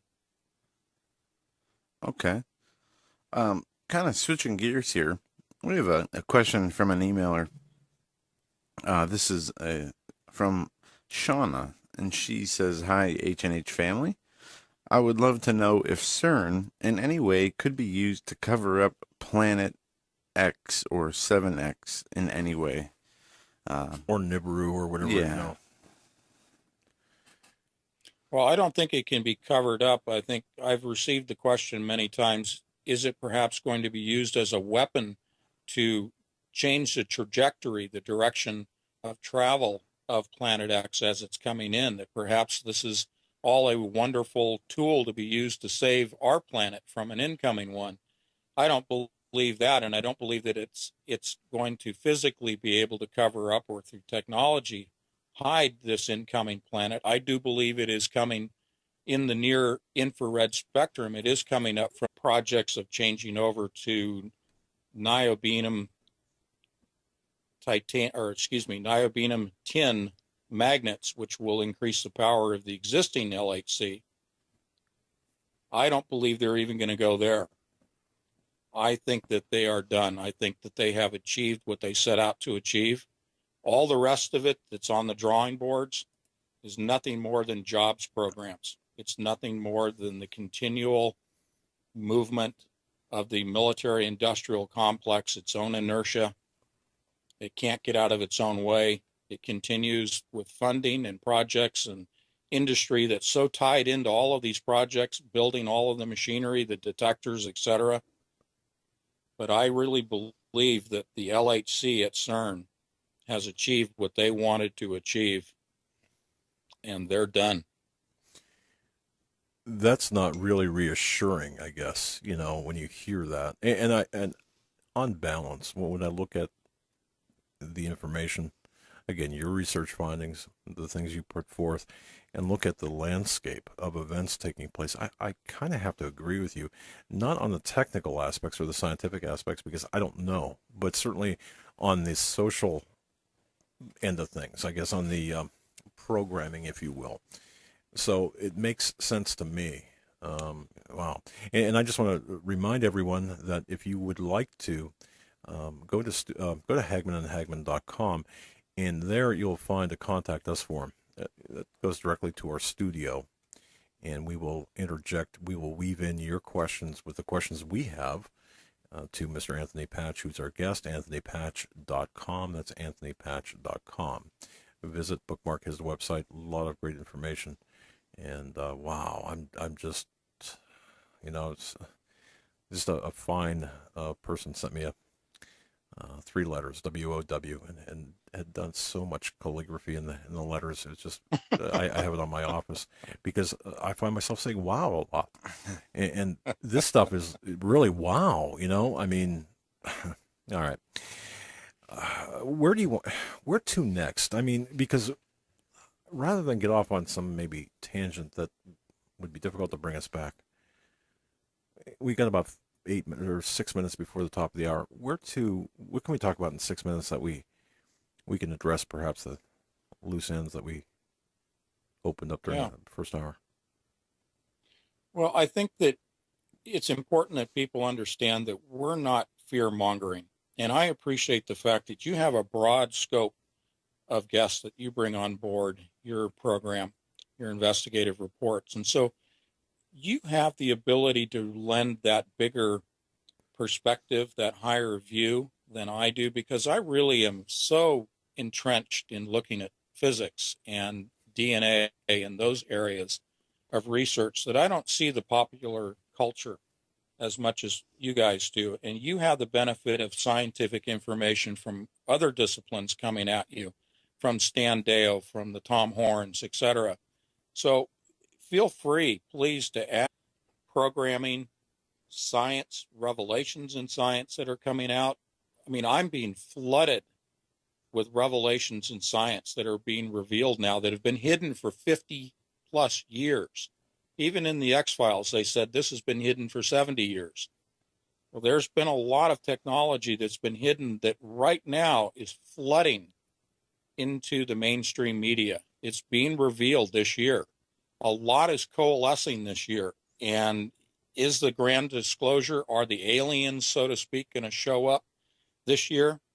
I won't be pinned down to say that, but it just might happen that way. Who knows? Look at the evidence, I guess, is what you're saying, and I love your approach to this because I think that this is how we have to approach everything, with sobriety, with intellectual reason. We are not in control of the schedule of the those members of the secret society and the powers that control everything, nor are we in control of the timing of prophetic events, the Bible prophecy. God's in charge of that. The people on the dark side are in charge of their schedule. So I like this. I mean, you're presenting the facts as you see them in your investigative findings as you develop them. So this is all good. This is great. All right. Mr. Patch, we have another question from a listener. This is from Rob. And this is unfamiliar to me. I have not heard of this. They're asking if Anthony has any information on the CEPC, or Circular Electron Positron Collider. 7 times stronger than Posit- CERN? Yeah, that's Positron. positron. 17 miles around, producing millions of Higgs instead of LHC hundreds of Higgs. yeah. Are they referring to the project that's slated to break ground in China? I'm not sure. Is it? Is he? Is he? Maybe you can email him back, but I think he's talking about the large project that is about to break ground in China that will be about 20 times more powerful if we're talking about tera electron volts and peta electron volts, more power than the Large Hadron Collider at CERN. Now, the purpose of that machine we can talk about, but yes, there is another project slated. It's kind of like the super collider that was slated to be built in the United States in Texas, which was, they broke ground, they built some tunnels, they didn't really do anything, and they shut it all down. They cut the funding. This is the advancement of that. This follows in the pattern of what started with Dr. Lawrence at UC Berkeley, my alma mater, and started with the Bevatron, cyclotron, synchrotron, now the Large Hadron Collider. It's always bigger and bigger and bigger, more powerful machines. But I don't think that project is going to see the light of day. And I'm going to give you a new piece of information here today. I think they're done. I think they're finished. I don't believe even the advanced